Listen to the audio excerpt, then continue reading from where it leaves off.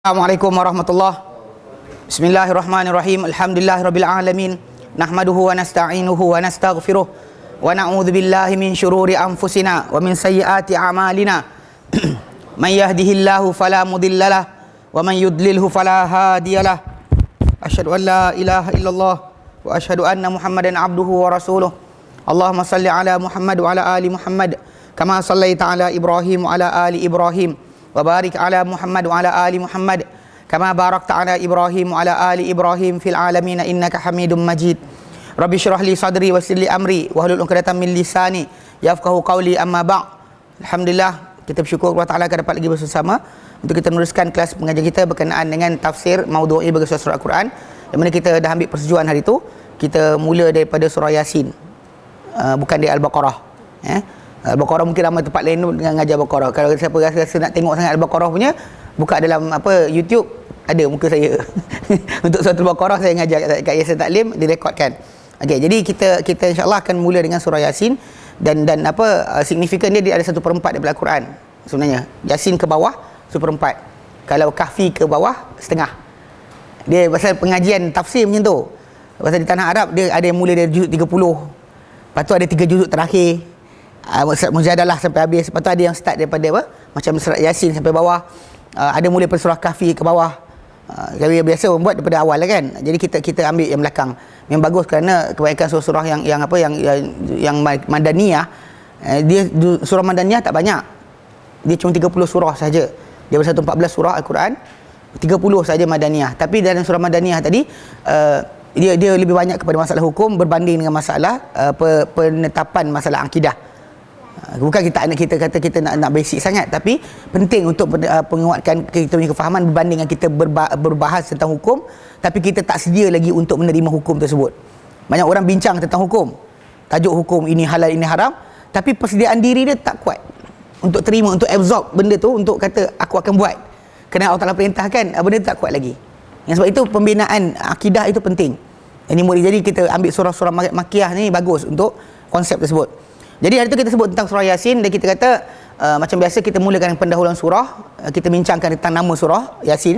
Kita kata penamaan surah Yasin ni dengan nama Yasin, kalau Allah Ta'ala buka surah Yasin dengan Yasin, dengan Yasin dan daripada kalimah dengan huruf putus-putus Yasin, yang mana kita kata huruf putus-putus tersebut macam kita terangkan hari itu disebut oleh para ulama tafsir. Ibnu Katsir rahimahullah menyatakan dia adalah kata seru yang tidak ada seumpamanya sebelum ini, digunakan oleh Al-Quran Karim untuk mengajak orang-orang yang tak nak mendengar Al-Quran supaya mendengar Al-Quran. Dan bahkan dia kata signifikannya kerana selepas daripada sebutan huruf putus-putus tadi, kebanyakan lepas tu akan sebut kitab. Ada 2-3 surah yang Abang Jeff ingatkan, macam surah Maryam mungkin tak sebut, dan terus sebut berkenaan kisah dia, tapi yang lain semuanya sebut kitab. Macam Alif Lam Mim dzalikal kitab, Yasin wal Quran, kan, Taha ma anzalna alaikal kitab, semua Hamim tanzilul kitab. Dia datang lepas tu pernyataan kitab. Seolah macam suruh orang yang bukan orang yang Arab ni, yang tak nak dengar Al-Quran, pandang pada yang membaca, kemudian dia akan tertarik untuk mendengar berikutnya. Okey, jadi dengan sebab itu kita bincangkan dan kita bahaskan itu sebenarnya asas dia. Tak ada rahsia-rahsia tersembunyi daripada kalimah ya atau sin. Dan bahkan titik ya tu 2 bukannya zaman Nabi lagi letakkan. Daripada asal zaman Nabi SAW tidak ada titik dan tidak ada baris. Dengan sebab itu tak timbul tajuk ba, apa rahsia ilmu kita pada titik ba, kan. Itu tak ada, bohong belaka. Kerana memang pada zaman Nabi ba tak ada titik. Okey. Dan kita sebut kelebihan surah Yasin itu, kita baca dan kita kata dia ni adalah daripada surah-surah Al-Mathani. Surah-surah yang diulang-ulang bacaannya. Dan dari antara hadis yang sahih datang berkenaan kelebihan surah Al-Mathani. Kerana Al-Quran ni dalam 30 juzuk tu ada 114 surah dipecahkan kepada 4 bahagian. Bahagian pertama at-tiwal atau tual, mana 7 yang panjang, 7 surah yang panjang, iaitu Al-Baqarah, Al-Imran, An-Nisa, Al-Baqarah, Al-Fatihah, Al-Maidah, Al-An'am, Al-A'raf, Al-Anfal, dengan At-Taubah digabungkan sekali. 7 tu yang panjang. Okey, itu panggil 7 yang panjang. Lepas daripada surah tersebut dipanggil surah Al-Ma'in, mana yang bilangan dia dalam 100 sikit lebih atau kurang daripada 100 sikit je, kurang dari 2-3 ayat, kurang 5 ayat, dipanggil Al-Ma'in. Kemudian dia dipanggil Al-Ma'in, yang bilangan ayat-ayat dia kurang daripada 100 sikit, dia mencecah 100, mencecah 100. Kemudian lepas itu surah Al-Masani yang bilangan dia bawah daripada 100, yang kita baca antara surah Yasin lah. Yasin antara surah Al-Masani yang sering dibaca-baca, bahkan Nabi SAW sering baca surah ini dalam solat. Selalu baca dalam solat untuk pembacaan dia, dan apa kita kata macam surah Qaf, surah Azhar. Jadi dibaca surah ini, diulang-ulang bacaan dia dalam solat atau harian. Bahkan Nabi SAW macam surah Qaf, Nabi berkhutbah dengan surah Qaf. Okey, cuma ada para ulama menyatakan Qaf itu adalah permulaan bagi mufassal. Yang mufassal ni dia Qaf sampai, ada kata Qaf sampai surah surah An-Nas. Surah yang mufassal, yang ayat dia, tajuk dia satu je, tak ada cerita, banyak cerita. Tak ada banyak perbincangan yang mendalam. Dia pendek je. Macam bila kita baca surah pendek macam Ad-Duha kan, satu tajuk je. Surah Al-Ikhlas satu tajuk je. Adapun surah Al-Ma'in ni ataupun surah Masani, dalam dia punya tajuk yang panjang. So itu kita kata dalam hadis Nabi SAW, Nabi kata daripada Wasilah bin Asqa, bahawa Nabi SAW bersabda, "U'titu makan at-Taurah as-sab'." Aku diberikan sebagai ganti atau kedudukan Taurat yang tujuh surah yang panjang tu. Kemudian wa u'titu makan az-Zabur, dan diberikan aku sebagai ganti kedudukan Zabur Al-Ma'in, mana surah yang bilangan ayatnya 100 atau kurang 100 sikit. Wa u'titu makan al-Injil Al-Masani, dan aku diberikan sebagai kedudukan Injil Al-Masani. Sebab semua para anbiya Bani Israel, walaupun mereka datang dengan silih berganti, semua mereka yang berikut yang datang akan laksanakan apa yang sebelum. Pasal mereka di bawah satu undang-undang sahaja. Itu macam apa yang datang dalam Taurat diamalkan oleh semua para nabi. Hatta contoh macam kita sebut Zabur, Daud, dia masih beramal dengan amalan Taurat, arahan Taurat. Lepas tu macam contoh macam Isa AS datang kan, dia bawa Injil, tapi dia masih beramal dengan amalan Taurat. Dia tak datang dengan hukum baru. Maksud mereka masih lagi maksud dia, semua yang datang pada Bani Israel tadi kita sebutlah, Taurat, Zabur, Injil, yang Nabi kata digantikan aku ini untuk aku ini, aku digantikan dengan ni 7 yang panjang, untuk yang ini surah yang bilangan 100, untuk ini Al-Masani. Dan Nabi kata wa fuddiltu bil mufassal, aku dilebihkan dengan surah-surah yang mufassal. Jadi Nabi sebut mana pembahagian 4 tu Nabi sendiri yang ceritakan tentang pembahagian dia. Dan kita terangkan itu dalam hadis yang sahih berkenaan dengan datang kelebihan surah Yasin ni adalah apa dikeluarkan Ibnu Hibban dari Jundub bin Abdullah. Beliau berkata dalam sabda Rasulullah SAW, "Man qara'a Yasin fi lailatin," barang siapa baca Yasin pada satu malam, mana tak ada malam mana, pada satu malam, "ibtigha'a wajhillah," mengharapkan wajah Allah, man ikhlas lillahi ta'ala, ghufira lahu, diampunkan untuknya. Diampunkan untuk. Ini yang paling sahih datang berkenaan dengan kelebihan surah Yasin secara bersendirian. Dan hari itu kita nak mula masuk berkenaan dengan apa benda yang mesti dinyatakan di sini, bahawa untuk surah Yasin ini telah datang kelebihan dia, hadis-hadis yang banyak. Tapi semua hadis yang datang berkenaan kelebihan surah Yasin ini sama ada dhaif, yang lemah, yang tak boleh pakai, ataupun maudhu', yang fabricated, digubah, diada-adakan di atas nama Nabi SAW. Dan di sini pengarang buku kita dia sebutkan sebahagian daripadanya. Okay, kita sebut sebahagian ya. Dia kata antara yang datang berkenaan dengan tajuk Yasin ini punya kelebihan yang tak sahih daripada Nabi SAW adalah, dia kata apa? Ni diriwayatkan tajuk ni dalam sering dibacakan. Dia kata apa? Inna Allah tabaraka wa ta'ala, sungguhnya Allah tabaraka wa ta'ala, qara'a Taha wa Yasin, sungguhnya Allah Ta'ala telah membaca Taha dan Yasin qabla an yakhluqa Adam, sebelum dia menciptakan Adam, bi alfai am, dengan tempoh jarak 2000 tahun.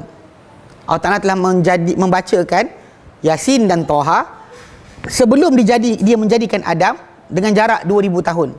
Falamma sami'atil malaikatu, maka bila mendengar para malaikat Al-Quran berkenaan, qalu, mereka berkata, tuba, berbahagialah, li ummatin, bagi umat, yanzilu hadza alaihim, yang turun ini pada mereka, turun surah ini pada mereka. Wa tuba, dan berbahagialah, li alsinin, bagi lidah-lidah, tatakallamu bihadza, yang mengucapkan dengan surah ini. Wa tuba, dan berbahagialah, li ajwafin tahmilu hadza, bagi jiwa dada yang terisi dengan surah ini. Hadis ni adalah dhaif. Kan dhaif tak dipakai sebagai hujah untuk kita gunakan sebagai menggalakkan orang untuk baca Yasin. Tapi sering disebut-sebut macam tu. Kemudian berikutnya, man dakhala maqabira, barang siapa masuk tanah perkuburan, faqara'a surah Yasin, lalu dibaca surah Yasin, khuffifa anhum yauma idzin, diringankan untuk mereka itu orang yang kubur tadi pada hari berkenaan. Wa kana lahu, dan ada untuk orang yang baca tadi, bi'adadi ma fiha hasanat, dengan bilangan kubur yang ada dekat situ kebaikan. Mana setiap kubur, kadang-kadang dekat situ ada 100 kubur, dia dapat 100 kebaikan. Kalau ada kata 1000 kubur, 1000 kebaikan. Kena masuk kubur, baca surah Yasin. Dan ini bukannya setakat lemah, ini fabricated, maudhu', ditipu di atas nama Rasulullah SAW, atau dan perawi dan seorang pembohong yang sering membuat hadis palsu ke atas Nabi, nama Nabi SAW. Kemudian, inna likulli syai'in qalb, ini sering tersebar. Inna likulli syai'in qalb, untuk semua benda ada jantung. Wa qalbul Quran Yasin, dan jantung Quran itu adalah Yasin. Wa man qara'a Yasin, masa membaca Yasin, kataballahu lahu bi qiraatiha, menulis Allah Taala, menetapkan Allah Taala untuknya dengan pembacaan Yasin tadi, qiraatul Quran, dengan pahala bacaan Quran, asyara marrat, 10 kali. Mana baca Yasin sekali, 10 kali standing dengan baca Al-Quran 10 kali. Yasin sekali setara 10 Quran 10 kali. Ini kenapa orang Melayu kita suka baca Yasin saja, tak baca benda lain. Okey, dan ni maudhu' juga. Maudhu', bukannya sahih, bukannya dhaif saja, maudhu', fabricated upon the name of the prophet. Pasal benda ni tersebar. Dia problem macam ni. Okey. Tajuk dia, kenapa timbul tajuk ni? Sebab macam Ibn Kathir rahimahullah, Imam Tabari rahimahullah, mereka bila mereka riwayatkan tentang apa cerita datang tentang surah ini, apa cerita datang tentang kisah ini, dia bawakan sanad. Dia kata kisah ini dari sekian daripada Nabi. Dalam konteks ini, ulama-ulama yang tafsir, yang mendatangkan kisah ni, dia kata apa? Man asnada faqad bari'a, whoever letakkan sandaran dia from whom, maka dia telah lepas diri. Meaning that dia tak salah, sebab dia bagi tahu dah sumber daripada mana. So orang yang belajar kena check. Bukan maksud dia keluarkan tadi dia setuju dengan benda tersebut. Pasal asas dia letakkan dekat situ. Ada separuh ulama dia riwayat dia mati, tak sempat nak check balik pun ada. Ada separuh ulama dia letak kemudian dia serah kepada pelajar untuk belajar. Pasal dia mengajar, kadang-kadang sebagian para ulama zaman dahulu, dia bukan dia tulis tau. Dia mengajar anak murid salin. So penyalinan tersebut kadang-kadang tak masuk dengan benda yang selain daripada apa yang termasuk kat situ. Tertambah pun ada. Tak ada dalam teks hadis termasuk kata-kata tambahan guru dia masuk dalam tu pun ada juga. So dengan konteks itu, masalah surah ni tadi disebarkan pengertian dia, lafaz dia, dan orang Melayu kita berpegang sangat sebab ni lah. Sebab kisah tadi dia kata ada hadis. Dia lupa sebenarnya hadis tadi dhaif atau sahih memainkan peranan dalam masalah amal kita dengannya. Kalau Nabi SAW kata, ini masalah para ulama masyarakat kita kan, dia kata ada hadis dhaif, dia kata boleh pakailah. Dengar sini, kalau ceritakan hadis itu ada kebenaran palsu daripada Nabi pun salah. Ada kebenaran kalian. Nabi kata man haddatsa anni, dan Sahih Muslim.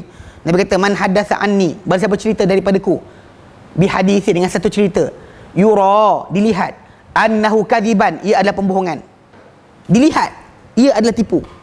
Dilihat dia adalah tak betul daripada Nabi. Dia ceritakan dari Nabi satu cerita yang dilihat, it seem as, dilihat annahu kadiban, ia adalah pembohongan, fahuwa, maka dia ahadul kadibin, salah seorang pembohong. Kalau ceritakan pun boleh jadi masuk pembohong, takkan amal tak apa. Ceritakan pun masalah, kan menyebarkan benda ni masalah. Kalau sebarkan kata-kata, bukan buat, sebarkan cerita daripada Nabi SAW yang dilihat dia adalah pembohongan, dilihat ada penipuan dekat situ, maka dia salah seorang pembohong. Macam mana kita beramal dengan hadis yang tak sahih? Amal tak apa, cerita tak boleh. Amal tak apa, cerita tak boleh. Faham tak maksud saya? Kan Nabi berikan amaran berkenaan masalah menceritakan. Kalau cerita tak boleh, amal macam mana? Lagilah tak boleh. Maksudnya amal daripada apa yang diceritakan. Ya, saya beramal dengan hadis tersebut lagi masalah lah. Pasal ada orang kata macam, yelah hadis dhaif. Pasal dia ada kadar tahap-tahap dia. Antara tahap-tahap dia adalah masalah apa tau? Masalah jangan ada pembohong, penipu dalam tu. Kalau dah hadis tu maudhu', tak boleh pakai langsung.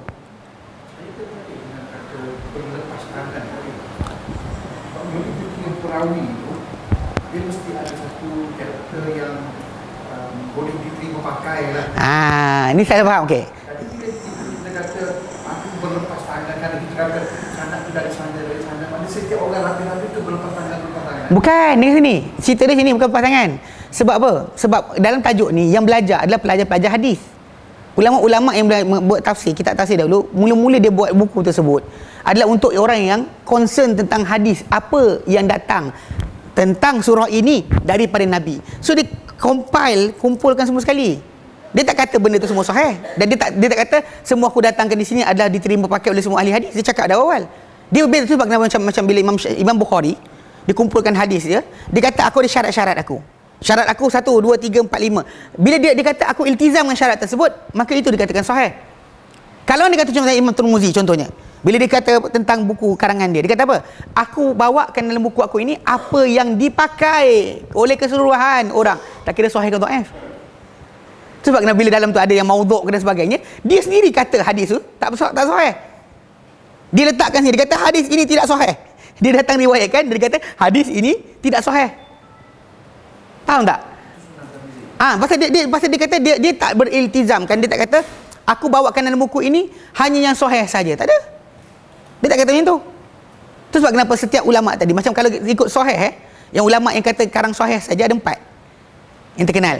Bukhari, Muslim, lagi Ibnu Hibban, Ibnu Khuzaimah. Yang tu je. Yang sahih, dia kata kitab aku sahih sekian. Sahih Ibnu Khuzaimah, sahih Ibnu Hibban, sahih Bukhari, sahih Muslim. Yang diorang kata kami nak beriltizam dengan satu hukum. Tapi yang betul-betul jaga Bukhari, Muslim.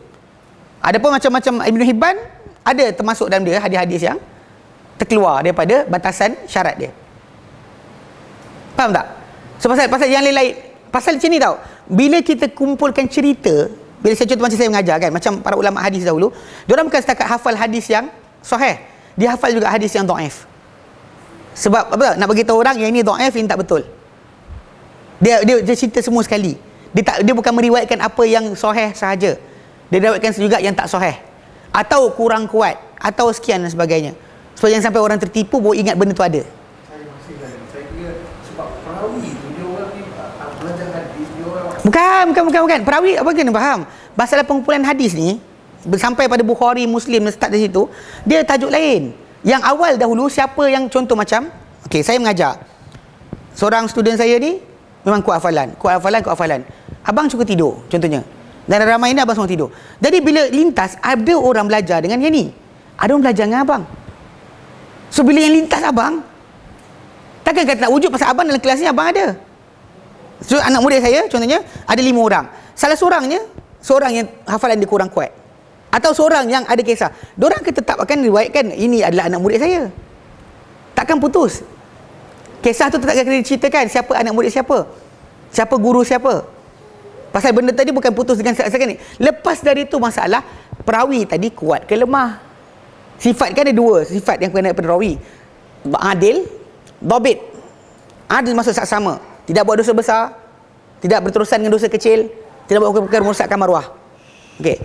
Satu lagi dhabit, hafalan dia kuat. 2 ni sifat pada perawi yang kita akan cek. Bila mana kita dapat nama, kita akan cek sifat tadi pada orang tersebut. Macam bila Imam Tabari dia datang kisah tadi, dia tak kata pun dalam buku aku ini semua sekali yang sahih saja. Tak. Aku himpunkan dalam ini apa yang diceritakan oleh para ulama berkenaan surah sekian. So dia bawalah daripada siapa. So kita cek balik. So kenapa di situ datangnya ulama-ulama berikutnya akan betulkan. Macam datang Ibnu Hajar Al-Asqalani, dia kata ini salah. Datang ulama berikutnya memperbetulkan balik. Pasal ketika penceritaan kena semua letak. Pasal bimbang yang abang punya cerita, okey sini kan, mungkin ada jalan macam contoh macam kalau orang tu dengar cerita abang saja, orang kata lemah pasal abang ni hafalan dia tak kuat. Tiba-tiba ada jalan lain, ni jalan saya, mana saya ajak, jadi abang pun jalan dia naik. Abang punya hafalan kuat, kurang kuat, tapi yang daripada yang kuat datang cerita yang sama, maka naiklah hukum tadi, pengesahan. Bahkan ada sebahagian perawi tersebut, ada yang perawi awal, contoh macam anak murid sebelum guru tu terbakar buku. Serius. Ada ulama hadis ni lemah sebab buku terbakar. Dia biasa ngajar pakai buku macam saya lah. Kalau hadis korap, tak boleh ngajar. Pasal dia tak hafal. Pasal di tanah Arab, dia orang ngajar pakai hafal. Dia hafal siap-siap bertutup. Mengajar dia pakai ingatan saja. Kita kat Malaysia tak buat yang tu. Sebab apa? Sebab tak ni sangat. Tak ada keperluan macam tu. Pasal buku kita bagi pula dan student ambil sendiri. Zaman kalau orang Arab tak tutup ni. Dia mengajar ni dia hafal dulu apa benda nak ajar ni, tutup baru mengajar. Kalau buka kitab mengajar.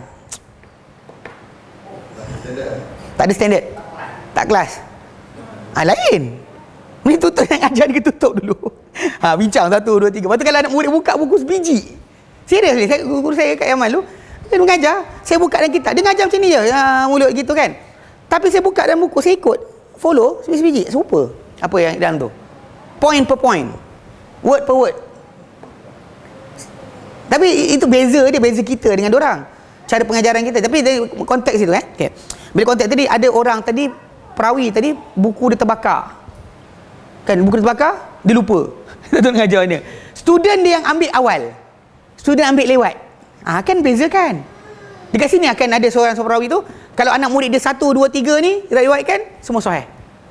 Kalau anak murid dia datang yang lain daripada 3 orang ni, dhaif. So tak ada cerita ditinggalkan. Everything from him will be taken.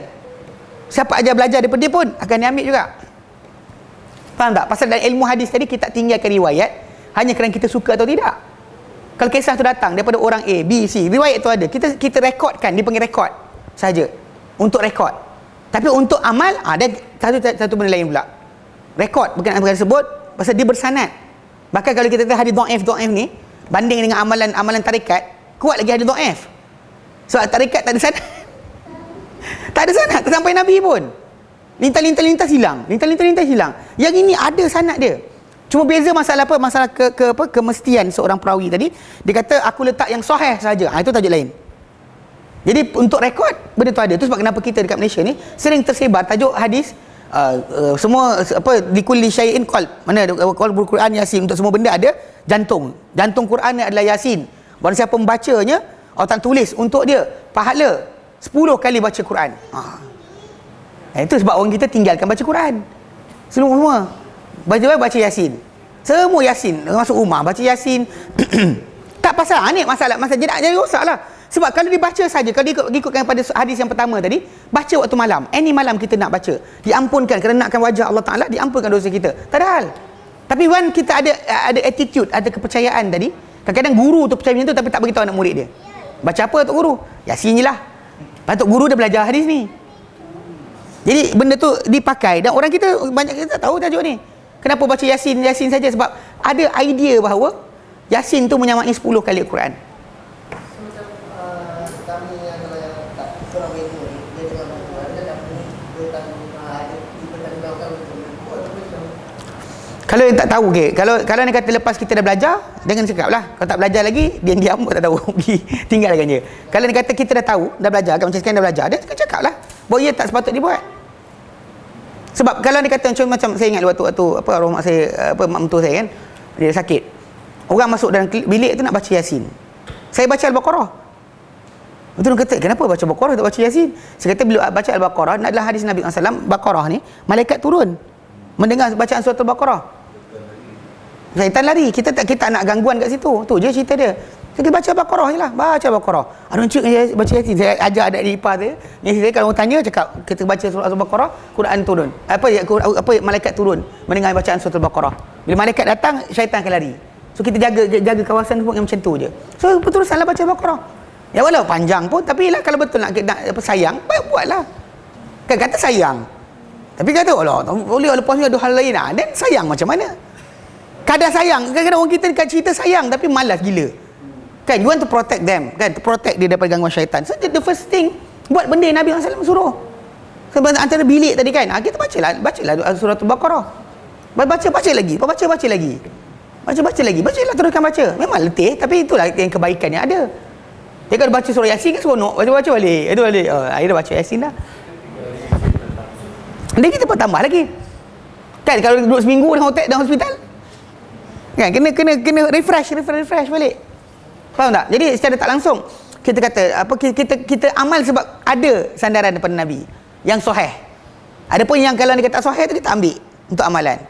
Pasal orang macam baca Yasin. Kadang-kadang saya baca kuat Al-Baqarah dia diam. Satu lagi orang suka datang lawat orang sakit. Dan orang tu dengan diam kan tak bergerak. Datang sembang lah, tanya khabar. Aku tanya khabar kat luar lah. Kan? Sembang nak sembang lah. Lepas tu ada sekian-sekian ini gitu. Bersembang, tak ada kerja lain. Ya tak? Mana? Keistimewaan yang ditipu banyak sangat. Yang betul ada, saya baca dah tadi. Yang betul tak ada kaitan dengan orang mati. Yang betul pun tak ada juga. Ini di bawah ada sikit. Ada lagi. Pun salah juga. Tak ada, tak kena juga. Pun salah. Pun salah. Bisa kata pun salah juga. Yang ada adalah berkenaan masalah kita dapat keampunan Allah Taala. Yang dalam Sahih Ibn Hibban berkaitan dengan tajuk dapat keampunan Allah Taala. Itu ada. Untuk berkenaan sama orang mati tak ada. Bohong sama sekali. Okey. Ya. Yep. Malam Jumaat Pagi Yasin bertanya, pelajar-pelajar pondok tu takkan dia tak dedahkan benda macam Pasal masalahnya sekarang macam ni, bang. Orang kita suka belajar kitab Jawi, bukan kitab Arab. Lepas tu bila kita belajar kitab Jawi pula, Jawi yang dikarang oleh ulama Nusantara, bukan daripada kitab ulama Arab. Kalau bukan kitab Nawawi ke Imam Baihaqi ke, kitab ulama-ulama yang besar yang muktabar dalam mazhab Syafi'i, tak ada je pun benda tu. Yang kat Malaysia tak tahu, saya tak perasan juga. Tak pernah. Duduk pondok masuk tidur ada, jalan-jalan tak ada, belajar tak ada. Kuning tu sebenarnya pasal cetak kertas je. Sekarang dah jadi putih dah. Tak ada. Pasal kadang macam ni, dia dalam idea pelajar yang duk belajar pondok dia macam ni. Dia nak keberkatan ilmu, bukan masalah berkenaan belajar betul. Memang saya tak nafikan keberkatan ilmu tadi kalau ada, orang tu belajar sikit. Masalah dia, belajar sikit dapat banyak. Dia kata, dia ada idea ni tu. Sebenarnya berkat untuk dengar. Berkat untuk rezeki ada. Dengar. Itu masalah dia. Berkat rezeki betul. Dapat sikit tapi cukup. Dapat sikit tapi cukup. Kan RM3 tapi cukup untuk seminggu. Tu berkat tu. RM3 seminggu hidup. Contoh lah, dia kata contoh. Sikit tapi banyak, boleh pakai lama. Itu maksud dia berkat. Tapi dia orang pergi apply berkat pada ilmu, belajar sikit dapat banyak. Ni salah ni. Sebab belajar sikit dapat sikit lah, belajar banyak dapat banyak lah. Mana dia dapat belajar. Pasal dia bukan sama macam rezeki. Ya, saya. Itu sebab kenapa dia orang duduk diam kan. Dia nakkan tak payah belajar banyak tapi dapat ilmu. Ini masalah dia. Sebab tu kita kata pusingan kitab tu ni, itulah tak pernah berkembang. Buku sama kita buka. Buku ini, buka ini. Khatam 3-4 kali buku yang sama. Alasan dia keberkatan. Ini masalah dia. Keberkatan dalam ilmu tu lain. Pasal orang tadi kita duduk kat Malaysia lain, pergi tanah Arab lain. Kan duduk kat Malaysia ni belajar nombor 1. Duduk sana tengok orang Arab bercakap, tengok ketah. Tak tahu cakap orang buat apa. Serius. Tak sama. Kadang-kadang kita dalam environment kita happy seorang environment kita je. Pasal di sana diorang dah, kita kata macam lah, di sana masalah ikutan yang lama tadi ada. Bahkan diorang suka bawa pula Habib ini datang mengajar, Habib ni patut cari orang-orang Melayu je datang mengajar. Masalah juga. Panggil Habib di Singapura, tak apa nama dia, mengajar dekat situ. Dia panggil, sanggup bayar tiket lagi supaya datang mengajar. Syekh Arab diorang tak belajar, Syekh Melayu dia ambil. Dia bawa Syekh Nuruddin Bajari, dia bayar duit tiket bawa pergi sana. Syekh sekian. Itulah masalah pasal pada budak-budak pondok tadi. Dia bawa, bukan di Azhar. Pelajar pondok ni tak pergi, budak-budak yang belajar di Azhar. Jadi kelas asal tak wajib. Bertahun-tahun. Baru-baru ni je baru timbul tajuk kena wajib datang kelas. Sebelum tak wajib datang kelas. Datang ambil peksa je. Ya, saya. Ada rumah lah. Tu yang sembang-sembang Melayu je. Sampai orang Arab cakap-cakap Kelantan pun ada. Pergi masuk satu kawasan tu, orang Arab cakap Kelantan. Bukan orang Melayu cakap Arab. Orang Arab cakap Kelantan. Mau nak pergi mana? Dia tu. Macam tu sekali. Bukan. Bukan hebat nama dia. Punya malah belajar, punya malah. Dia sampai ditukar ke orang Arab dia cakap bahasa dia. Patut dia cakap bahasa Arab, tak payah belajar kat tanah Arab macam tu. Faham tak? Jadi maksud dia sini. Jadi masalah belajar mana itu tak ada alasan. Salah. Kadang-kadang kita tak perlu apologetik untuk kata takkanlah diorang tak tahu. Wording macam tu sampai bila tak habis. Takkanlah orang tak tahu. Takkan orang tak tahu semua. Itu masalah tak boleh. Pasal kadang kita macam tu kan. Ayat macam tu kita macam manusia ni ada memang jahil. Ada yang kita kata dia jahil sungguh kan. Mungkin salah faham satu. ada manusia yang niat jahat. Kena faham orang juga dalam Islam ni ada munafik. Orang yang kadang-kadang nak kekalkan status dia, status yang dia ada, nak kekalkan dengan cara tadi. Kadang-kadang benda tak ada kata ada. Benda tak wujud kata wujud. Pasal amalan yang mungkin dia dah pernah buat, nak cakap tak ada, macam mana? Benda macam ni kadang-kadang datang ego dia dan sebagainya, akan menyebabkan dia terhalang dia cakap benda yang benar. Itu masalah lain. Tapi kalau kita kata pasal kita punya pegangan bukan Quran, sunnah, ijma', qiyas, ustaz balik Yaman, ustaz balik Mesir, ustaz balik Madinah, bukan itu pegangan kita. Ustaz tu balik mana tak kisah, mana dalil yang dibawa. Seagama kita ni berdalil, bukan datang dengan tanpa hujah. So setiap kali mana dibacakan hadis tadi, sahih ke tidak, kena tanya. Pasal tak sahih takkan kita nak ikut. Pasal menceritakan hadis yang dibayangkan ada pembohongan pun salah, takkan beramal dengan hadis yang dibayangkan ada pembohongan adalah tak apa. Cerita tak boleh, amal tak apa. Sebab itu kata baca Yasin ni 10 kali ganda Quran. Seriously? Nah, ini masalah dia. Pasal tu dia orang jadi malas. Malas nak belajar, malas nak tahu. Pasal pakai macam tu je. Udahlah. Dah lama dah kita buat macam ni. Tuan tanya, diam. Itu macam mana macam tu? Agama, pasal kita tahu bahawa dalam sejarah manusia, setiap kali mana zaman para anbiya datang, tak? Daripada Adam AS sampai Nuh, semua sekali atas tauhid. Fine. Sampai zaman Nabi Nuh AS berlaku kesyirikan, penyembahan berhala. Okey, Nuh AS lawan kaum dia. Sampai dia doa minta supaya Allah Ta'ala musnahkan semua sekali orang yang kafir. Pasal dalam surah Nuh dia kata apa? Rabbila tadhar alal ardi minal kafirin dayyara. Wahai Tuhanku, jangan kau biarkan di muka bumi ni satu rumah pun orang kafir. Innaka intadharhum yudhillu ibadaka. Engkau akan kau biarkan mereka ni, mereka sesatkan hamba-hamba kau. Wala yalidu, mereka takkan lahirkan illa fajiran kafara, kecuali orang yang jahat lagi apa yang lagi kafir. Mana doa Nabi Nuh AS tadi, Allah tenggelamkan bumi. Kira ketika itu tinggal bersama dia orang beriman saja, betul tidak? Tapi perasan tak lepas tu nanti datang depan sikit, kafir balik. Tak, lama sikit tempoh dia akan ada timbul tajuk, ada orang akan lari balik tendensi kepada benda-benda yang salah tadi. Itu benda tak boleh lari. Dengan sebab itu pembaharuan kefahaman atau pengekalan ilmu tadi kena ada. Pembaharuan ilmu dengan pengekalan pemahaman kena ada. Kalau kita tidak akan ada kumpulan akan start lari.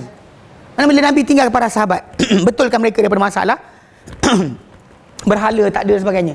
Datang Syiah, pasal tak ada buat apa? Pergi kubur macam kan, golek-golek situ, gesek perut kalau mengandung dan sebagainya.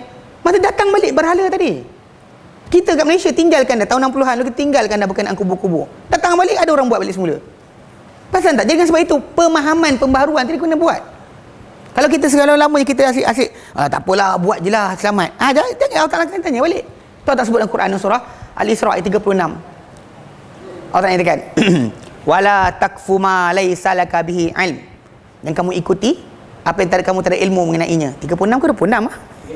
Betul yang kamu ikuti apa yang kamu tak ada ilmu mengenainya.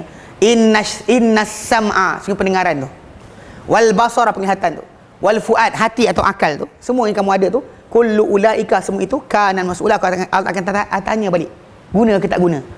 Pasal kita, kelebihan kita itu, once orang beri maklumat kepada kita, kita ada telinga, ada mata, ada akal, nilai, bukan telan bulat-bulat.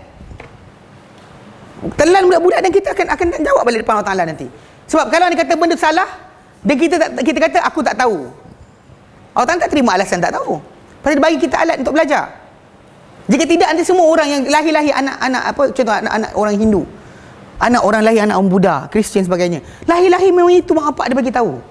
Tak pernah ada idea lain pada kepala dia kecuali apa mak bapak dia sampaikan. Dan macam mana dia nak kena beriman? Macam mana orang kafir tadi kena beriman? So dia kena buka minda dia, tengok benda berkenaan salah atau betul. Dia kena bandingkan. Once dia batalkan akal dia, batalkan penglihatan pendengaran dia berdosa. Macam tu seorang Muslim. Seorang Muslim sama juga. Tak boleh kata macam ini sekian. Dan bahkan lagi best lagi dalam mazhab Syafi'i, beramal dengan tanpa ilmu, amalan tertolak. So, disebut-sebut ni dalam mazhab Syafi'i, beramal tanpa ilmu, amalan tu batal. Kalau orang tu sembahyang taklid saja, batal. Puasa taklid, batal. Pasal dalam hadis, dalam matan Madzubat Ibn Ruslan, dia kata apa? Wa kullu man bighairi ilmin ya'malu. Dan semua orang tanpa ilmu dia beramal, a'maluhu mardudatun la tuqbalu. Amalan dia tertolak, takkan diterima. Ini idea dalam mazhab Syafi'i sendiri. Dia perasan tak orang kita beramal macam ni? Sebab apa? Ustaz. Itu taklid. Kalau kata sebab apa? Nabi suruh. Itu itibak. So, kita disuruh itibak kepada Nabi, itibak kepada para sahabat, bukan suruh taklid. Kalau taklid ni kera boleh buat. Minta maaf cakap lah, kera boleh buat. Beruk kan, kita acah dia. Burung kakak tua. Taklid ni to follow something without dalil, without knowledge. Kenapa? So, angkat tangan, orang tu angkat tangan. Macam ni apa? Okay, polis. Kan? Tanya, kenapa dia buat? Siapa dapat jawapan? Kami jumpa bos besar. Kena tak kaki? Gitu. Kenapa gini? Atau gini? Atau gini? Atau gini? Kenapa? Kenapa? Kita kalau kita kata, kenapa kita takbir angkat tangan? Bukan sebab menyerah apa tak. Sebab Nabi buat. Kenapa sebab Allahu Akbar? Sebab Nabi suruh.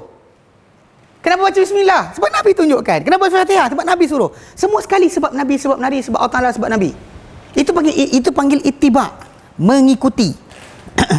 Bahkan kita tak nampak Nabi, betul? Tak nampak Nabi, tapi kita tahu Nabi buat macam mana. Itu kita ikut. Walaupun tak nampak, kita tak nampak Nabi. Tapi para sahabat macam tu juga, bila dia ditunjuk orang berkenaan dengan Nabi, semayang kan, wuduk Nabi, semayang Nabi. Para sahabat wuduk depan para orang lain. Depan macam Uthman bin Affan radhiyallahu anhu wuduk depan orang. Kemudian dia kata apa? Aku nampak Nabi wuduk macam wudukku ini. Macam kisah seorang para sahabat nama dia Allah bin Zaid. Dia orang kata pada dia, wuduklah untuk kami wuduk Nabi SAW. Dia kata bak sini air. Dia ambil air, dia tunjukkan kepada orang ramai.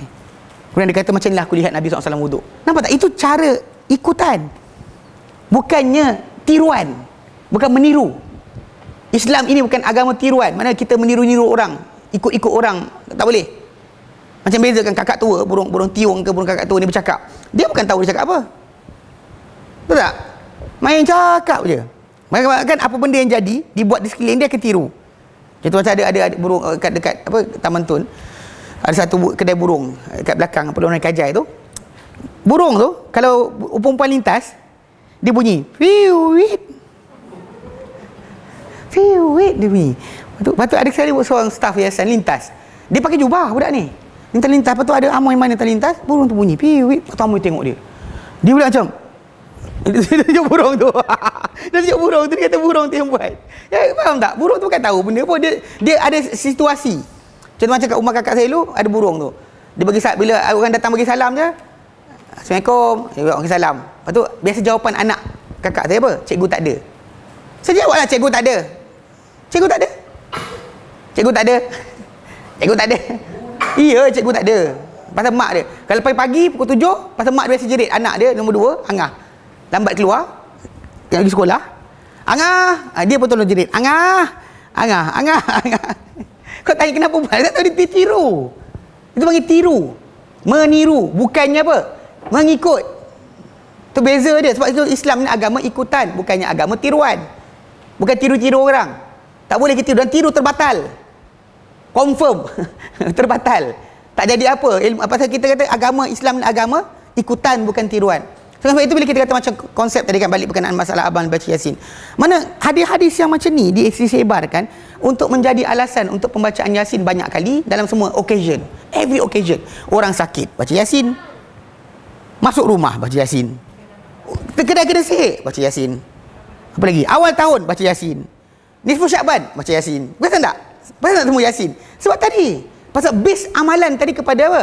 Hadis-hadis yang palsu. Ini hadis palsu. So, kalau dia kata pada yang sahih, kita timbul keluar lain. Macam jaga rumah, Baqarah. Awak tak akan keluar lain.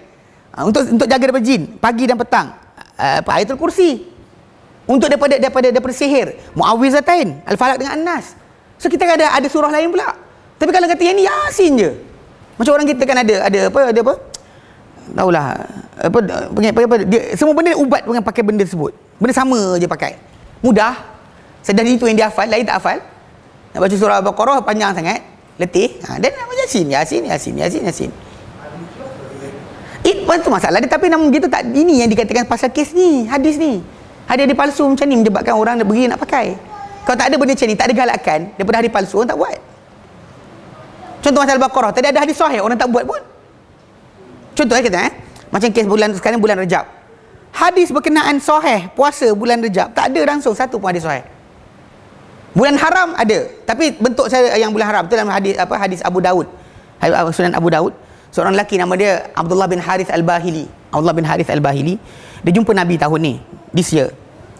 The next year dia datang balik jumpa Nabi lepas tahun.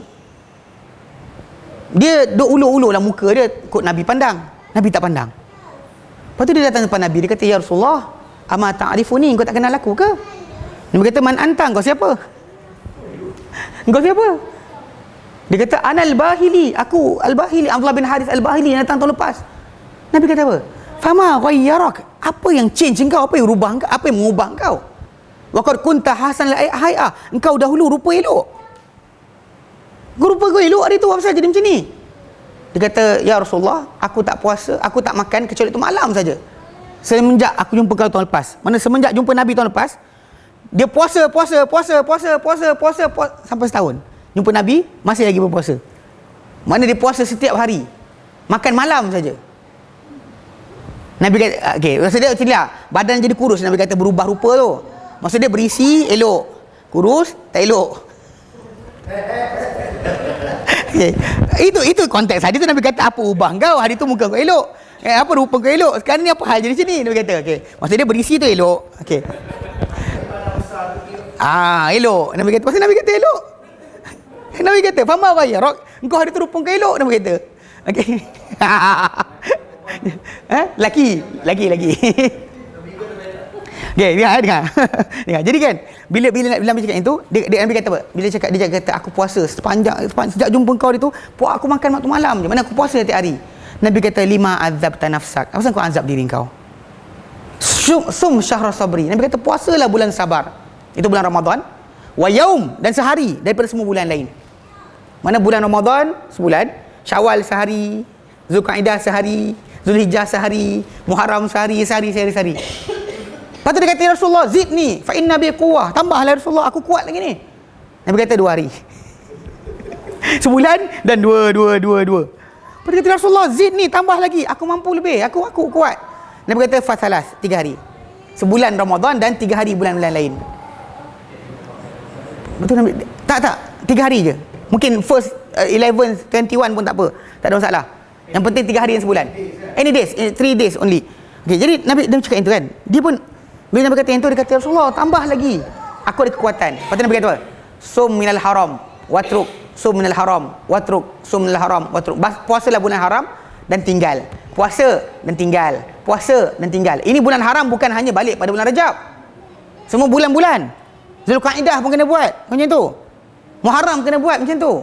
Maksud dia bila Nabi kata sum minal haram, puasa pada bulan haram dan tinggal. Puasa dan tinggal. Maksud dia banyakkan puasa dalam bulan haram. Tak ada kata bulan Rajab. Kalau ikutkan dalil yang sahih berkenaan yang sahih Muslim, Nabi kata inna ahqqu syuhur, sungguh bulan paling layak dipuasakan sebulan puasa, ba'da Ramadan, sudah Ramadan, syahrullah Muharram, bulan Allah Muharram. Bulan paling layak puasa sebulan penuh selepas bulan Ramadan adalah bulan Muharram. Perasan tak? Ada tak orang buat? Nampak? Yang ini sahih. Orang tak ambil. Yang itu orang kejar. Bukanlah, tak ada langat Muharram. Bagi sebulan terus tak nak. Banyak sangat kan? Seriously. Nah, ini daripada, ada orang kata Nabi tak pernah buat. Dengar sini. Nabi SAW, kita follow baginda daripada arahan atau perbuatan. Ada benda Nabi arahkan untuk buat, tapi Nabi tak buat. Contoh macam masalah puasa 3 hari dan sebulan. Nabi tak puasa 3 hari dan sebulan saja. Nabi galakkan para sahabat buat macam tu. Itu ada hadis lain. Tapi secara umumnya Nabi kata puasa 3 hari sebulan. Ada puasa Isnin Khamis. Nabi galakkan hadis tersebut. Nabi sendiri puasa lain. So, para sahabat Nabi bila tanya pada isteri Nabi SAW, macam mana puasa Nabi?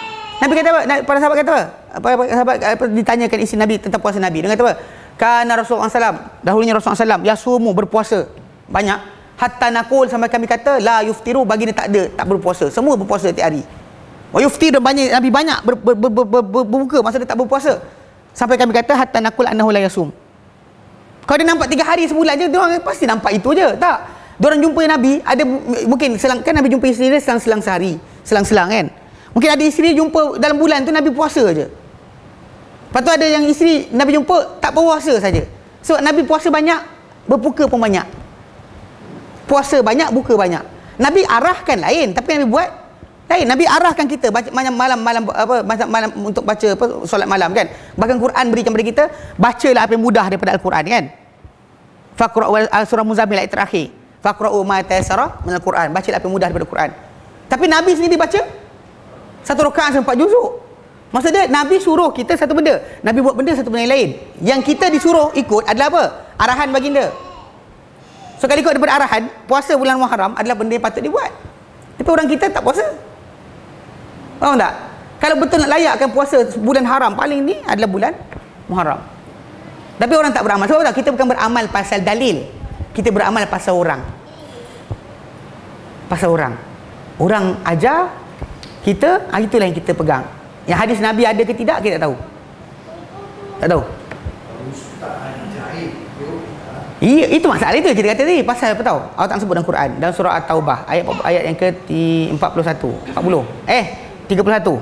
Allah tak nyatakan, ittakhadhu ahbarahum wa ruhbanahum arbaban min dunillah. Mereka mengambil mereka Bani Israel ni mengambil pendeta-pendeta mereka, rahib-rahib mereka sebagai tuhan-tuhan selain Allah Taala. Al-Masih ibn Maryam dan Masih Maryam mereka ambil sebagai tuhan. Okey, ketika ayat ni turun, seorang lelaki di kalangan orang Kristian datang jumpa Nabi SAW. Tadi dia tanya apa? Dia kata apa? Dia kata, ya Rasul, ya Muhammad, dia kata, engkau kata kami ni orang Yahudi Nasrani ni ambil pendeta kami, rahib kami, pendeta orang Yahudi for the Jew, rahib untuk orang Kristian bagi Tuhan-Tuhan, kami tak pernah sujud pada kaki mereka. Tak pernah kami sujud pada kaki rahib dan pendeta kami, kata lelaki ni. Nabi kata pada dia, jawab balik, Nabi kata apa? Bukankah kalau mereka itu pendeta atau rahib tadi halal kamu taklah haramkan kamu ikut? Benda Allah Ta'ala haramkan kamu ikut, dia angguk. Lepas tu, bukan kalau mereka haram kamu tak halalkan, Allah Ta'ala haramkan kamu halalkan, kamu ikut, dia angguk. Nabi kata itulah penyembahan kamu pada mereka. Okay, kalau ikut logik, pendeta dan rahib tadi adalah orang paling pandai agama. Pasal bagi orang Jew, the most knowledgeable person tentang Taurat adalah dia punya rabai. Okay, untuk orang Kristian pula, priest dia kan, father dia, priest tadi, orang paling pandai Injil, knowledge of the kitab kan. Tapi Allah Ta'ala kata pada orang Yahudi, mereka mengambil orang ini sebagai Tuhan-Tuhan selain Allah Ta'ala dalam masalah menghalalkan hukum. Sebab apa? Sebab kalau ikut logik kan, memang diorang telah patut jadi ikutan. Tapi kenapa Allah Ta'ala cela? Sebab anda tak boleh bergantung dengan mereka sepenuhnya. Kita ikut ustaz, tapi selagi ustaz tu ajar kita ikut Nabi.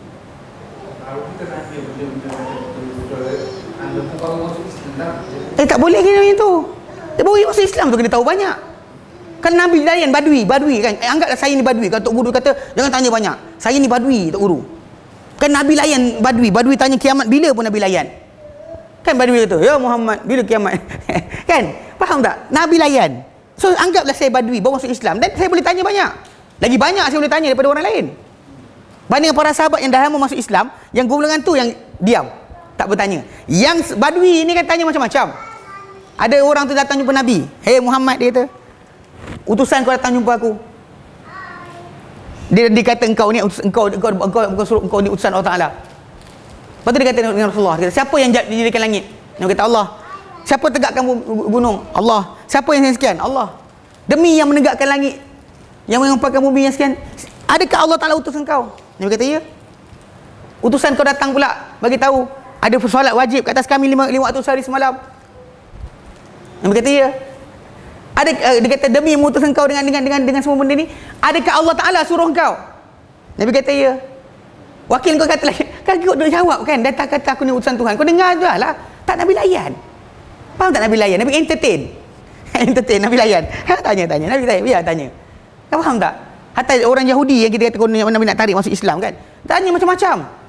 Kalau kiamat nanti bumi ditukar bumi lain, langit ditukar langit lain, manusia duduk kat mana? Nabi kata dalam kegelapan sebelum nak sampai ke jantas Sirat. Makanan dari syurga pertama apa? Makanan sikit. Tanya macam-macam benda. Nabi layan. Sahabat tak tanya. So Tok Guru tu kata, jangan tanyalah mu masuk Islam. Nabi suruh kan, Nabi layan. Kalau dia kata betul Tok Guru ni adalah pewaris Nabi, Nabi buat apa Nabi buat? Tak boleh dia sekat. Macam benda tadi pasal konteks dia. Tajuk amalan tadi, amalan yang kita nak laksanakan supaya Allah Ta'ala sayang kita. Takkan nak reka-reka. Takkan kita nak reka-reka. Boleh buat, tak boleh. Boleh buat ikut suka hati. Mana boleh macam tu? Sebab tu beza dia Islam ni datang dengan tanggungan. Tahu taklif Taklif ni kita kata sebenarnya nikmat. Bukannya kesusahan. Sebab dengan taklif tadi kita tahu berapa banyak benda kita buat Tuhan akan tak benci kita. Jika tak diberikan, contoh kamu kena semayang. Berapa banyak? Berapa kali? Faham tak? Orang ni cara dia, orang ni cara dia. So dia ni kata aku lagi best. Tak, kita sekarang ada benda limit. Limit tadi menyebabkan kita kata keluar limit berkenaan, kita Allah Ta'ala murkai. Duduk limit berkenaan, Allah Ta'ala akan sayang kita. Itu sebenarnya taklif tadi adalah benda yang bagus dan baik. Yang sebab itu kita kata belajar agama tadi memang kita kata kena tahu. Kalau dia tok guru tadi ajar tapi tak kena dengan arahan Allah Ta'ala dan Rasulnya, tak boleh. Sebab dia kena suruh haram atau halal. Sebab Allah Ta'ala firmankan, Nabi sabdakan, bukan sebab saya rasa agaknya barangkali boleh jadi. Tak boleh macam tu. Nah, ini masalah kita kata masyarakat itu terlampau ni sangat. Pentaklisan guru tu boleh melampau. Guru tu macam kalau tak ikut guru, memanglah ada syair kata hampir-hampir guru ni menjadi nabi. Hampir-hampir guru macam jadi nabi. Betul lah kata-kata syair. Tapi dari segi asasnya tak. Guru ni manusia biasa, dia sampaikan apa Nabi sampaikan. Kalau ada daripada Nabi, adalah dia. Tak ada, tak adalah. Tak tahu, cakap Allahu a'lam. Namun untuk kita teruskan benda tu untuk kata buat juga kerana orang dulu buat, tak boleh. Enggak pasal alasan dia guru kita ajar. Tapi masalah sekarang kita ada obligation untuk belajar. Obligation kita Allah Ta'ala bagi kita alat belajar untuk nilai, faham, fikir. Bukan hanya ikut membuta tuli, tak boleh. Taklid tidak boleh dalam agama. Taklid tak boleh dalam agama. Anda kena belajar. Sebab tu kita kata kalau yang macam tu, orang yang lahir dan keragukan Islam, di mana hujah Allah akan tegak pada atas mereka, kenapa tak ikut Islam? Tang mana nak tegakkan? Sebab kita kata ikut je lah, macam mana itu depan mata kita. Tapi diorang macam tu juga. Lahir-lahir bapak ada berhala depan bilik. Dia celik mata je, mak dia gantung berhala depan kepala dia. Atau salib kan dia gantung. Mana ada idea lain dia akan dapat? So di mana ruang Allah Ta'ala akan hukum di hari akhir nanti dengan bakar api neraka? Kena tak beriman dengan Muhammad SAW. Sedangkan kalau ikutkan itulah yang dia dengar dari kecil sampai besar. Atuk dia kata inilah dewa, nenek dia kata ini dewa, apa onyang dia kata ini dewa, pakcik dia kata ini dewa. So semua dalam kepala dia dewa. Kalau nak kahwin dewa ini, nak hujan dewa ini. Kalau nak sekian dewa ini. Kan dia macam orang Hindu kan, dia ada banyak dewa kan. Setiap dewa tadi ada tugasan masing-masing. So itu dia ajar dari kecil. Macam mana kita nak ubah? Kalau kita Muslim tadi kita kata, ikut sajalah siapa depan mata kita. So macam mana kita nak kata diorang salah? Di sini Allah Ta'ala tegakkan, diberikan kita alat belajar, tanggungjawab kita gunakan alat tadi. Sebab kenapa berkali-kali kita terangkan, ahli neraka masuk neraka, mula-mula masuk neraka mereka ni bukan sebab apa? Masalah dosa tu. Sebab tak nak belajar. Kita sebut dalam surah Al-Mulk. Kita baca berkali-kali kan, orang masuk neraka dia kata apa? Dia kata waqalu, dan mereka berkata lau kunna nasma'u, kalaulah kami dahulu mendengar, au na'qilu, atau kami dahulu berfikir, ma kunna fi ashabis sa'ir, takkan kami jadi ahli neraka. Kalau kami dahulu dengar, kami dahulu fikir, kami akan jadi ahli neraka. Maka Allah kata apa? Fa'tarafu bi dzambihim, maka mereka mengaku dengan dosa mereka sendiri. Fasuhqan, maka padanlah muka li ashabis sa'ir, bagi ahli-ahli neraka. Maksudnya dosa pertama dia bukan masalah sesat tu. Dosa pertama dia adalah apa? Tak nak belajar. Tak nak tahu, tak nak dengar. Dan sebab kenapa kita kata ruang itu yang akan dikenakan oleh keadaan manusia. Ruang lain tak ada. Sebab kenapa para ulama bercanggah pendapat kenapa anak-anak yang lahir kan sebelum balik cukup umur mati. Para ulama kata dia ni tidak akan dihukum, tidak akan sekian. Pasal apa? Tak sempat lagi dikenakan taklif. Tak tahu lagi dia berkenaan sekian. Dia lahir dan keluarga berkenaan, bukan dia minta. Tapi yang lepas kita balik ada pilihan. Anda ada pilihan. Mana nak pilih? Anda kena berfikir untuk diri sendiri. Kan dulu kalau kecil-kecil nak beli apa benda barang kena minta izin mak dengan abah, betul? Tapi dah start umur 18 tahun ke berapa tahun, ada bertanya mak dengan abah nak isap okok ke tidak? Abah, boleh tak saya isap okok? Mana ada? Kan? Masa dia benda tadi takkan dia tanya dah. Dia buat sendiri, nak kahwin, sibuk nak kahwin, cari sendiri dan sebagainya. Semua sekali keinginan kita akan buat. So menunjukkan bahawa apa? Lepas peringkat umur tadi tu akan ditanya pada kita tanggungjawab kita. Apa kita pakai dengan alat-alat tadi? Kita buat apa? Dan sebab itu kita kata dengan konteks ni, ikutan membuta tuli tadi tak dibenarkan sama sekali dalam Islam. So macam Yasin qalbul Quran dan sebagainya kena hentikan. Dan sebab kenapa kena tahu, belajar kita apa yang patut buat. Macam sebenarnya sekali saya beritahu pada orang yang datang ke kelas kan saya beritahu kalau kita marah kita sebut a'udzubillahi minasyaitonirrajim. Nabi ajar. Kan kita dalam dulu kalau orang marah mucap tu untuk mati. Tahu tak apa dalam Sahih Muslim kata lakinu mautakum la ilaha illallah, ajarkan orang nak mati di kalangan kamu ni sebutan la ilaha illallah, ajarkan dia la ilaha illallah, ajarkan. Saya dengar dekat doktor Ustaz tanya dia kata apa? punyalah ada zaman sekarang ni punya ada orang malas, dia beli alat tau. Dia nak bacakan untuk mak dia malas, nak pergi kerja tempat lain. Ada macam headphone gitu kecil letak kat telinga orang yang mati tu. Ada jual? Tapi orang sekarang guna phone, dia letak kat tepi mak dia. Malas lah Ilah Syarika lah, duduk lah diam situ, tak adalah sayang dia. Teruk betul. Tapi kena jaga jugalah. Dia letak kat telinga. La ilaha illallah.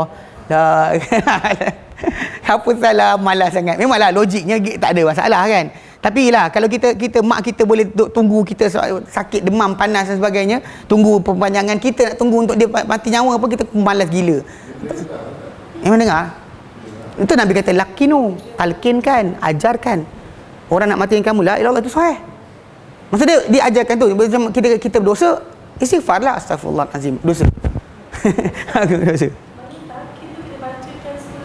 Ya, bukan lepas mati. Nak mati ajar buat apa? Imam ini tak balik Quran, sunnah, ijma', qiyas, imam besar. Okey. Dan dia kata apa? Dia kata apa? Man qara'a Yasin. Ini hadis lain Man qara'a Yasin, barang siapa membaca Yasin, ibtigha'a wajhillah, inginkan wajah Allah. Ghufira lahu ma taqaddama min dhanbihi. Okey? Diampunkan apa yang lalu daripada dosa-dosanya. Faqra'uha 'inda mautakum, bacalah ia kepada orang yang nak mati atau orang yang dah mati di kalangan kamu. Ini adalah hadis yang dhaif. Sama juga. Yang sahih dia tadi, untuk apa diampunkan dosa tadi? Itu yang awal je. Bahagian sambungan kepada bacakanlah untuk orang yang mati tadi, bukan. Dan yang kat sini juga sebut man qara'a Yasin, barang siapa yang baca Yasin fi sadrin nahar, pada awal siang, qudiyat hawaijahu, ditunaikan hajat-hajatnya. Ini pun juga salah. Hadis dhaif, tak pakai. La ilaha illallah syarikalah. Kak, ada orang tak payah baca Yasin orang tak nak makbulkan. Dia duduk diam kata Allah tolonglah aku, tak ada baca Yasin pun orang tak nak bagi. So, kita nak ajar macam tu. Ini benda kebetulan jangan jadikan alasan. Benda kebetulan jangan jadi alasan. Contoh macam Abdullah kata, jadi contoh macam akak keluar ni pakai baju biru. Naik kereta kereta Honda. Lintas jalan yang sekian, jumpa RM50. Akak tak boleh kata pada orang lain, kau nak RM50, kau pakai baju biru macam aku, kau lintas jalan sekian naik kereta Honda. Pukul sekian kau akan dapat duit yang sama. Mana boleh kita beritahu macam tu? Pasal kita kalau jaminan Allah Ta'ala dan Rasulnya, ya. Walaupun tak dapat pun, benda berkenaan, pahala telah tertulis. Tapi kadang kata benda tu bukan ajaran Allah dan Rasulnya, dia masalah. Kalau kita buat tadi ikut siapa? Itu ikut tiru-tiru. Agama tiruan. Bukannya agama ikutan. Agama tiruan. Tahu ikut tiruan kan? Tiru. Gaya orang. Bukannya buat benda tu kerana arahan Allah Ta'ala dan Rasulnya. Okey. A, B, C. C. Makkiyah surah ini. Surah Yasin adalah surah Makkiyah, mana turun di Mekah. Selain daripada ayat 45. Ayat 45 dia adalah adalah ayat daripada Madaniyah. Ayat surah Madaniyah. Satu ayat. Ayat 45 dia bunyi, saya buka dah tadi. Wa idza qila lahum tabi'u kan, wa idza qila lahum taqu ma baina aydikum wa khalfakum. Dia kata wa idza qila lahum taqu ma baina aydikum wa ma khalfakum la'allakum turhamun. Wa idza qila lahum, dan bila dikata kepada mereka ittaqu ma baina aydikum wa ma khalfakum la'allakum turhamun, takwalah kamu untuk benda di hadapan kamu atau belakang kamu, semoga kamu akan dirahmati. So jadi itu ayat yang turun dalam surah Yasin yang Madaniyah. Yang lain semuanya Makkiyah. Memang macam ni dalam Quran, memang ada surah tertentu yang ayat dia turun dalam turun sambungan dia datang pada surah yang lain. Contoh macam Yasin dia turun di Mekah. Lepas tu sambungan dia ada datang dari dan kita tahu, kita ceritakan hari itu bahawa setiap kali mana ayat tertentu, surah tertentu turun, Nabi akan panggil sahabat-sahabat untuk letakkan. Kata ayat ini pada surah sekian, pada ayat sekian. Nabi yang letakkan. Jadi macam tu diorang tahu di mana turunnya ayat tersebut pada surah mana, ayat mana, di Mekah atau Madinah. Mekah atau Madinah Dan susunan dia dalam mushaf adalah yang ke-36. Ini bagi kita bagi siapa yang berpegang kepada asas bahawa mushaf itu susunan dia adalah Nabi SAW yang aturkan. Sebab ada para ulama mengatakan susunan mushaf tadi bukan Nabi aturkan. Jadi kita berpegang dengan bila mana tulisan Resam Usmani itu dibuat dan perhimpunan Al-Quran dibuat, dipanggil Zaid bin Thabit, dan dia adalah orang yang mendengar bacaan Quran terakhir dengan Nabi SAW dengan Jibril, maka kita anggap aturan dia adalah aturan yang Nabi sendiri letakkan. Bahkan kita kata macam hadis yang datang berkenaan Nabi SAW solat malam, baca Al-Baqarah, Al-Imran, An-Nisa tu, menunjukkan bahawa aturan dia adalah aturan macam tu. Maksudnya Nabi yang aturkan surah tersebut susunan macam tu. Okey. Dan dia turun sesudah surah jin. Turun dia sesudah surah jin. Surah jin dan juzuk juzuk yang dia terletaknya surah Yasin ni adalah juzuk yang ke-23, hizib atau untuk bacaan dia ada 45 masih 45. Pasal sebenarnya Quran kalau kita bahagikan pembacaan dia ni, dia cukup untuk 30 hari. Macam kita ni zaman Bani Umayyah dahulu, diasingkan Quran ni kepada 30 juzuk dan diletakkan bacaan dia pada setiap satu solat dan sebagainya, ada bacaan macam tu, dipanggil hizib, pecahan-pecahan tadi, yang menjadikan secara automatik Quran itu adalah zikir harian, bukannya setakat bacaan sekali-sekala. Sebenarnya macam tu. Bahkan bila Quran 30 juzuk untuk 30 hari. So kalau orang tu nak berzikir sangat, Quran cukup dah. Tapi oleh kerana malas baca Quran, nak mudah lagi, ambil lah rotib ni, rotib haddad lah, rotib atas lah, rotib sekian, semua sekali dua rotib. Kan? Yang kita panggil apa, benda tu jadi bacaan-bacaan orang sendiri. Sedangkan Quran itu adalah zikir paling baik. Siapa nak berzikir, zikir Quran lah paling baik. Bacalah Al-Quran itulah zikir paling baik. Bahkan kita kata, bahkan bila kita baca Al-Quran macam tu berterusan, kita kata kita akan dapat masuk dalam apa yang Nabi SAW janjikan. Dia kata iqra'ul Quran, bacalah Quran, bacalah Al-Quran. Fa innahu ya'ti yaumil qiyamati syafi'an li sahibi, kerana Quran itu akan datang pada hari kiamat nanti memberi syafaat bagi pemiliknya. Walaupun kita faham bahawa zaman dahulu para sahabat Nabi SAW, bila Nabi kata iqra'ul Quran, diorang faham dengan hafal. Pasal qari, qurra Mekah, qurra Madinah ni dipanggil qurra atau qari ni bila banyak sangat baca Quran, sering baca Quran, kerja baca Quran, lepas baca Quran. Saya kat sini kat Malaysia tak nampak. Dekat Tanah Arab kan. Kerja masjid tua Yaman, masjid Sana'a lama Jami' Qadim dekat dalam bandar Sana'a tu. Bandar tua Sana'a memang ada pakcik-pakcik tua tu pagi, petang, siang, malam duduk situ baca Quran. Petang kan kita nampak dia baca Quran lagi. Dia berhenti zuhur, tidur sekejap, makan dan sebagainya. Lepas asar kan sambung baca Quran lagi sampai malam. Semayang datang lagi semayang. Jadi baca Quran lagi. Surah Jin.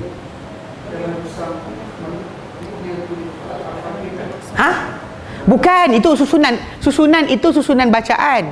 Susunan turun lain. Kalau susunan turun kan surah Al-Alaq kan nombor 1. Tapi Al-Fatihah dia letak awal Quran. Itu bukan. Susunan turun lain. Susunan mushaf lain. Susunan mushaf ni apa yang setelah turunnya Quran tadi, Nabi aturkan di mana surah ni duduk mana, surah ni duduk mana. Ketika turun memang mula-mula sekali Iqra'. Tapi Iqra' ni walaupun dia turun pertama sekali, tapi dalam Al-Quran Karim tertib dia bukan tertib yang pertama.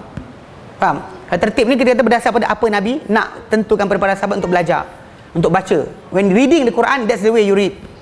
Tak ada baca An-Nas dulu, kena baca surah sekian, tak ada bacaan macam tu. Kita baca mula dengan Al-Baqarah, Al-Imran, An-Nisa, Ma'idah, Al-An'am, Al-A'raf, At-Taubah dan seterusnya. Kan? Anfal, At-Taubah dan sampai habis. That's the way you read the Quran. Okay? Dan kita pecahan-pecahan Quran tadi kita jadikan zikir harian sebenarnya. So kalau dia kata, contoh kita balik pada hadis Nabi tadi, walaupun pada asalnya disebut orang yang banyak baca Quran qari, qurra Madinah, qurra Mekah kan. Zaman Nabi dulu ada kumpulan manusia dipanggil sebagai qurra Al-Quran. Baca Quran je kerja mereka. Yang Nabi hantar mereka dahulu 7 orang ke satu tempat, mereka dibunuh. Yang Nabi SAW dan terbatalnya perjanjian Hudaybiyah tu antara sebab kisah orang ni. Yang banyak baca Quran Nazilah tu. Quran Nazilah kerana marah sangat dibunuh qari ni tadi. Dihantar untuk ajar Islam, ajar Quran, dibunuh di tengah jalan. Daripada bibir Maunah. Jadi orang ni Nabi SAW marah sangat-sangat sampai Nabi doa kat atas orang yang terlibat menyebabkan mereka terbunuh. So, jadi dia main qari sebab mereka kerja mereka baca Quran aja. Baca Quran saja. Itu sebab kenapa kalau anda kata orang tu banyak baca Quran kan, kita kata benda ni tadi kena dengan janji Nabi. Walaupun kalau asalnya hafal, tapi Nabi sebut iqra'u. Nabi tak kata ihfazu. Kalau dia kata ihfazu, payah kita nak kejar. Maksud dia orang kata ustaz boleh lah buat, saya tak boleh. Saya tak hafal Quran. Tapi Nabi kata iqra'u, siapa yang mampu buat dia ni? Semua orang mampu. Cuma masalah masa je nak buat tidak. Kalau kan Nabi kata iqra'ul Quran. Apa tu Nabi kata iqra'uz Zahrawan. Tak boleh baca Quran semua, bacalah 2 surah yang bercahaya. Itu Al-Baqarah dengan Al-Imran. Fa innahuma, kerana kedua-dua nanti akan datang pada hari kiamat nanti seperti 2 awan yang gelap, 2 awan hujan, 2 awan hitam, ataupun seperti 2 kumpulan burung yang mengepakkan sayap mempertahankan bagi pemiliknya. Di akhirat nanti jadi peguam kita. 2 surah tadi. Lepas tu last sekali Nabi kata Iqra'ul Baqarah. Bacalah surah Baqarah. Fa inna akhdaha barakah, akan dapatkan surah Baqarah adalah keberkatan. Wa tarkuha hasrah, tinggalkan dia adalah kerugian. Wala tasdiqul batalah, tak mampu menandingi surah Baqarah ni ahli-ahli sihir. So kalau ikutkan konteks tadi, Nabi tak kata ihfazu. Nabi kata apa? Iqra'u. Soalan, Iqra'u. Tuan-tuan mampu tak baca? Itu cerita dia. Ya?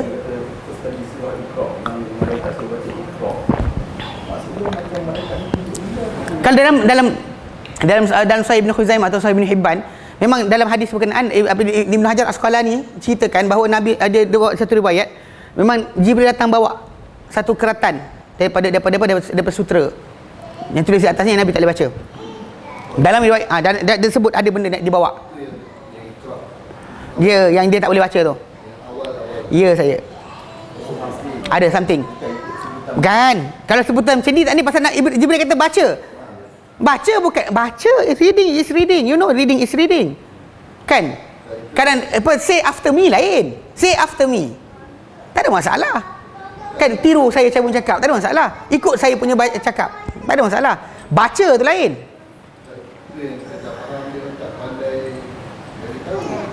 Mana sabar dia bahasa Arab tak erti kan.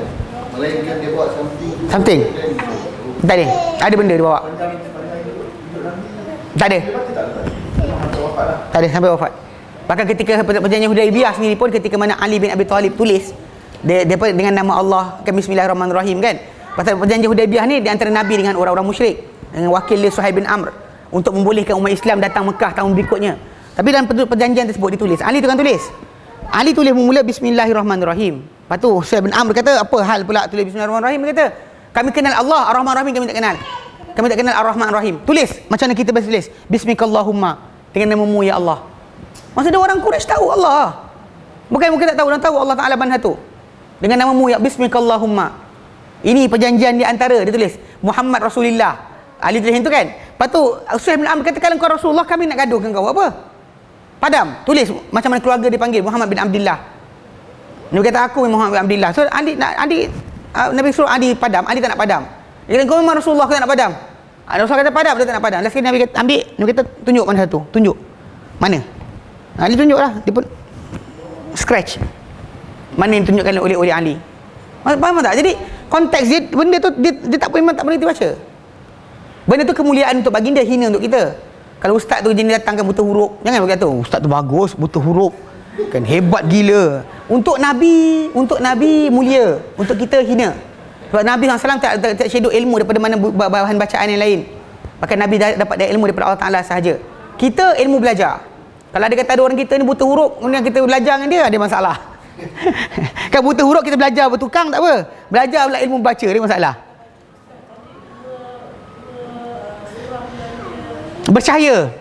Al-Baqarah dengan Al-Imran. 2 surah tadi lah. Macam sini Nabi kata Iqra'uz Zahrawan. Sini mula-mula sekali Nabi kata Iqra'ul Quran, bacalah Quran kerana dia datang, fa innahu ya'ti yaumil qiyamati syafi'an li sahibi. Dia datang di kiamat nanti pemilik syafaat bagi pemiliknya. Lepas tu Nabi kata pula Iqra'uz Zahrawain, bacalah 2 yang bercahaya. Fa innahuma, itu Al-Baqarah dan Al-Imran.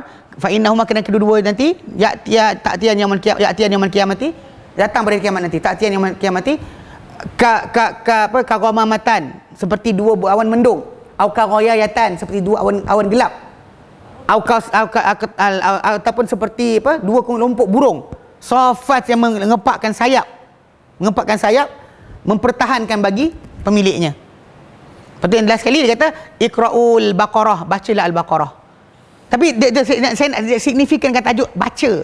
Nabi tak kata hafal, baca. Kalau pasal apa? Kalau baca ni semua orang mampu. Sahih Muslim. Jadi maknanya sekarang ni kalau tak boleh baca semua, baca 2. Kalau tak boleh baca 2, baca 1. Paling kurang baca tu Al-Baqarah je. Paling kurang. Tapi orang kita pindah Yasin. Orang kita suka Yasin. Okay, orang kita suka Yasin. Macam mana? Kan? Pasal tadi hadis tadi kan, satu kan apa? Satu Yasin 10 Quran.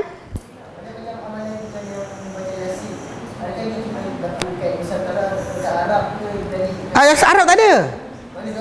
Arab tak ada. Tak, Arab benda tu ada dibaca ni kan, tapi dibaca amalan tidak. Macam kita ni secara dalam masjid beramai-ramai tu kita buat. Arab tak buat malam Jumaat baca Yasin. Tak jumpa. Masjid mana? Masjid tak kira kak. Ha? Hadis yang orang tadi tu yang Al-Quran yang tu. Itu siapa yang buat tu? Siapa? Dari mana dia dapat hadis tu? Macam mana? Dalam Quran ada yang tu. Tak, memang tu kata periwayatan tadi, kadang-kadang perawi tersebut kita kata kumpulkan balik. Cara periwayatan hadis tadi dikumpulkan. Bila cerita tu betul ke tidak tak clarify lagi. Bila datang kisah tadi, kemudian baru diperiksa semula. Kan? Mana-mana datang mana memang perawi lah. Ada orang cerita suka benda sekian, dia buat cerita dan sebagainya. Okey? Sekejap. Yang surah yang tadi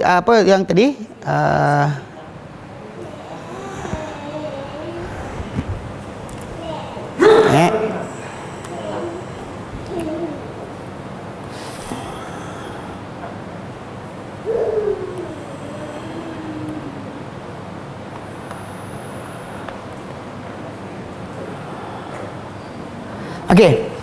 Surah tadi hadis tadi kan? Sahih Muslim hadis nombor 804. 804 Muslim 804 hadis tadi. Okey. Jadi maksud dia kita fahamkan. Baca. Jadi tadi kan dalam tajuk ni bila sebut berkenaan Yasin ni, dia hizib yang ke-45 kan. Pasal dia menjadi bacaan harian. Kalau terbaca dalam sebulan tu dia akan habis dapat dalam potongan yang kelima. 45 dia akan sampai pada surah Yasin. Dan sebulan kita akan habiskan tau. Sepatutnya seorang tu bukan tunggu Ramadan baru nak baca Quran sehari sejuzuk. Sepatutnya dari sekarang. Dan makin banyak kita baca, makin layaklah kita dengan cerita Nabi kata bacalah Quran. Kan Nabi kata bacalah Quran, Nabi kata hafallah Quran, Nabi kata bacalah Quran. Kerana ia menjadi pemberi syafaat pada pemiliknya. Datang kiamat nanti Quran jadi pemberi syafaat untuk kita. Sekarang dia kata orang tu dia banyak baca, dia akan dapat ruang tadi. Dia kan sekali je baca, dengar baca sekali je ustaz. Tak jadi. Nabi kata bacalah Quran, masa dia setiap hari baca. Tak juga. Baca je. Tak mujur Nabi kata baca tu, kata mujur Nabi kata baca je. Nabi tak kata terjemahkan, Nabi kata tafsirkan. Tak, Nabi kata baca je. Walaupun saya macam saya ulang, saya kata memang zaman Nabi dahulu orang yang hafal Quran atau banyak baca Quran dia qari. Kita zaman kita qari ni yang tarik suara tu kan. Allah kan.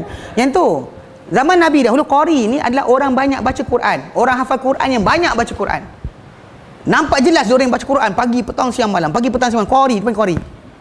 So ini dah orang tu kalau nak dapatkan benda yang sama, banyak baca Quran je. Banyak kan? Macam kalau dia kata orang kalau sehari tu kan ambil sejam, ambil 2 jam ke kan? Pagi sekali, tengah hari sekali, malam sekali. Ambil timing. Yang kita tahu masa kita zaman sekarang tak ada masa tu. Yang kita Korea ada, macam-macam benda ada. Tak dan. Yang lelaki ada mainan, perempuan pada mainan. Yelah sekali tak sempat nak baca Quran. So kalau ikutkan dari segi hadis Nabi, kita suruh baca je. Bukan suruh hafal. Dan memang kalau banyak kali baca, kita akan hafal. Banyak kali baca, lepas baca, kita akan hafal. Itu confirm.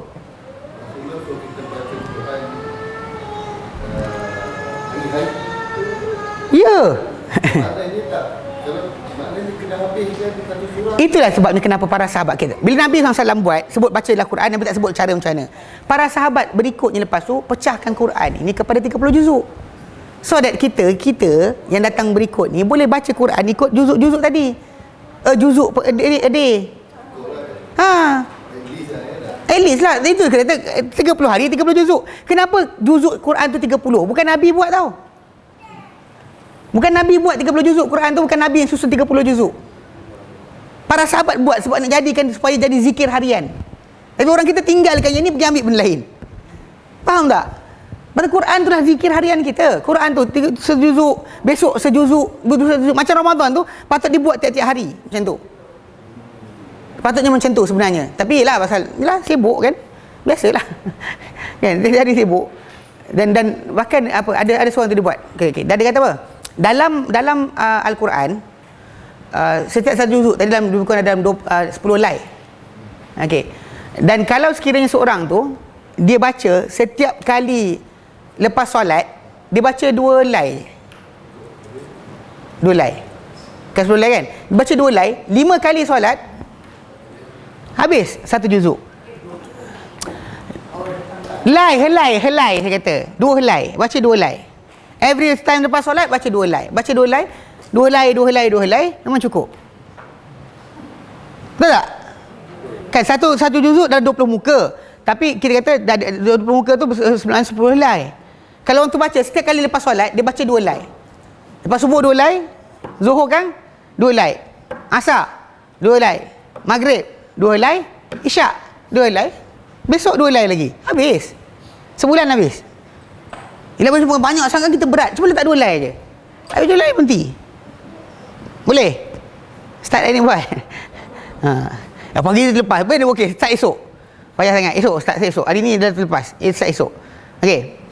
Baik je faham. Jadi bilangan ayat surah Yasin ni adalah 83 ayat. 83 ayat. 83 ayat. Ada yang intensif pergi bilang huruf perkataan berapa dan sebagainya, tapi kita tak bincang itu. Baik. Okey, paksi surah ini. Apakah perbincangan yang datang dalam surah Yasin ni? Menyentuh surah Yasin 3 tajuk utama. Dalam surah Yasin ada 3 tajuk utama. Menyentuh surah Yasin 3 tajuk utama. Pertama, keimanan berkenaan dengan kebangkitan, perhimpunan dan juga pembalasan. Kebangkitan, perhimpunan dan juga pembalasan. Dan kita akan dibangkitkan, kita akan dihimpunkan, kemudian kita akan apa? Dibalas dengan dosa-dosa atau pahala yang kita buat. Itu satu tajuk pertama dia. Kedua, kisah penduduk kampung. Kalau nanti kan wadrib lahum masal ashabal qaryati. Itu satu kisah. Satu kisah dalam surah Yasin. Dan yang ketiga, bukti-bukti dan juga tanda-tanda, bukti-bukti dan keterangan-keterangan tentang keesaan Allah Tuhan sekalian alam. Tentang keesaan Allah Tuhan sekalian alam. Itu bila kita kata wa ayatul lahum lahumul lailu wa ayatul, kan dengar kan dalam surah Yasin. Okey, start dari situ semuanya bukti kekuasaan Allah Taala.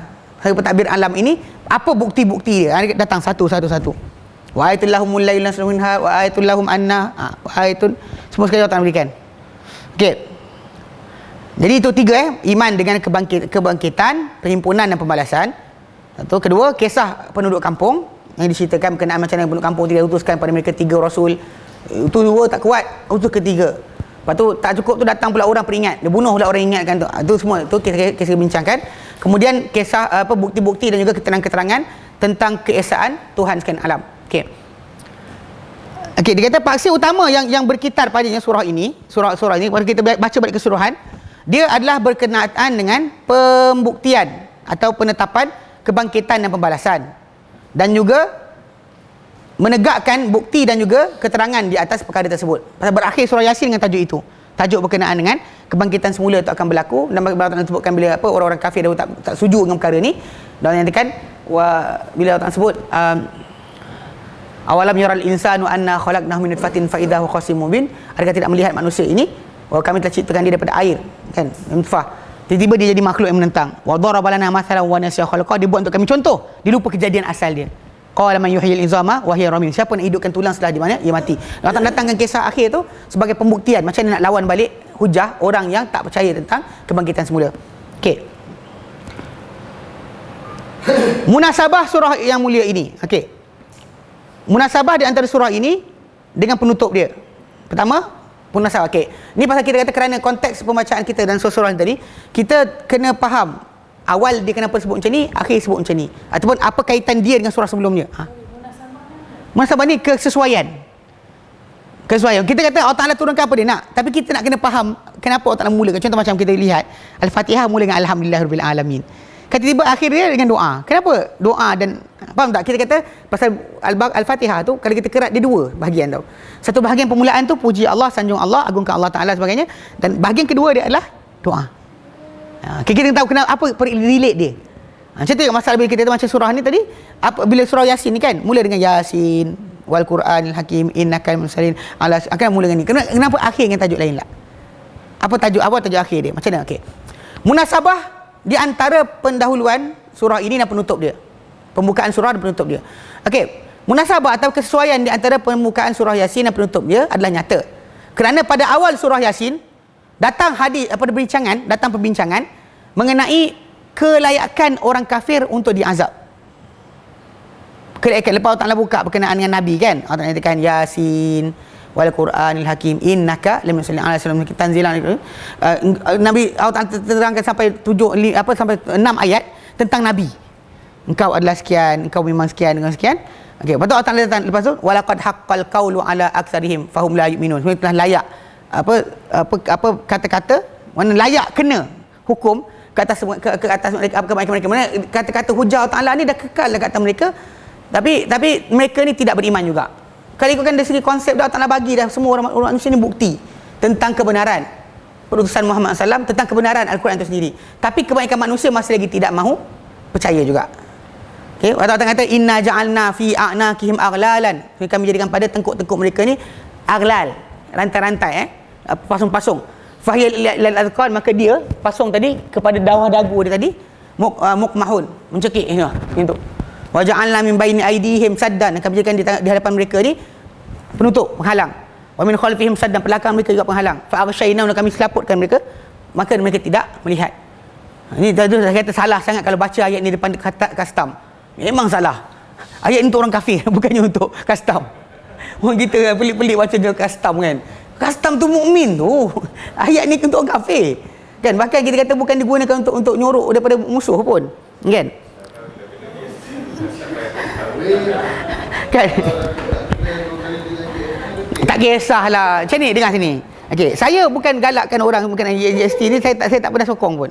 Tapi bila satu benda kena faham. Okey. Kadang-kadang kan kita sering diajar dalam hadis Nabi supaya doa Allah Rabbana Allahumma la taj'al hadhihi dunya akbar hammina. Ya Allah, jangan kau jadikan dunia ini sebesar kerusingan kami. The biggest worry yang kita ada janganlah benda ni. Wala mablagha ilmu, bukan juga nilai ilmu kami. Yang jadi nilai ilmu kita adalah benda dunia ni. Kan? Dan juga wala tarawatina, bukan juga matlamat keinginan kita. Pasal kadang-kadang benda ni kan, apa masalah apa duit ni hilang ke duit datang dan sebagainya, jangan ni sangat. Pasal kalau tak cukup Allah Ta'ala gantikan.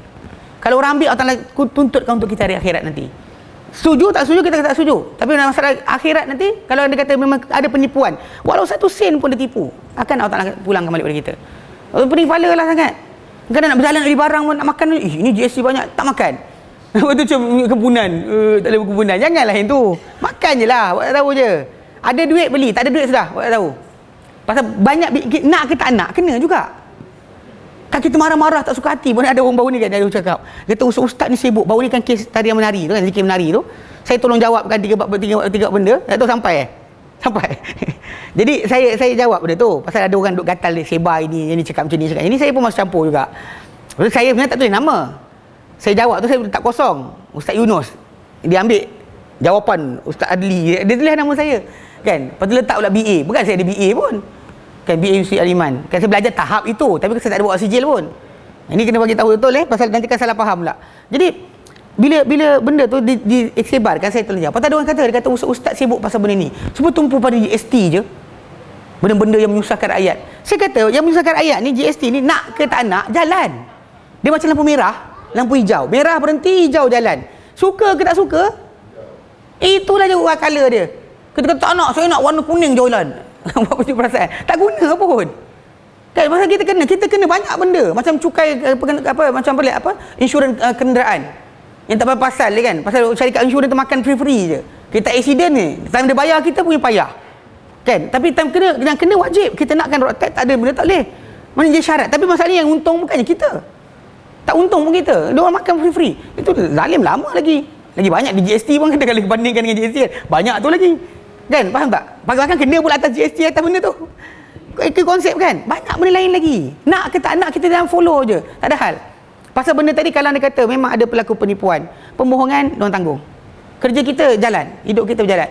Tapi kalau dia kata suruh anak-anak kita mesti diajar seks, lawan. Pasal benda tu dia akan jadi impose kepada diri kita, pada family kita. Anak kita belajar kat sekolah, dia ajar cara untuk jangan mengandung. Boleh buat hubungan tapi jangan mengandung. Dia start ajar itu dan lawanlah. Pasal ini mewakili masalah hal ehwal benda kita lari. Yang kita kata benda tu beri kesan dah, pasal kita ada hak untuk tak hantar anak kita ke sekolah pun. Boleh homeschooling pun tak apa. Kita lawan kat situ. Tapi yang macam ni tak boleh. Pusing mana pun, nak pergi mana?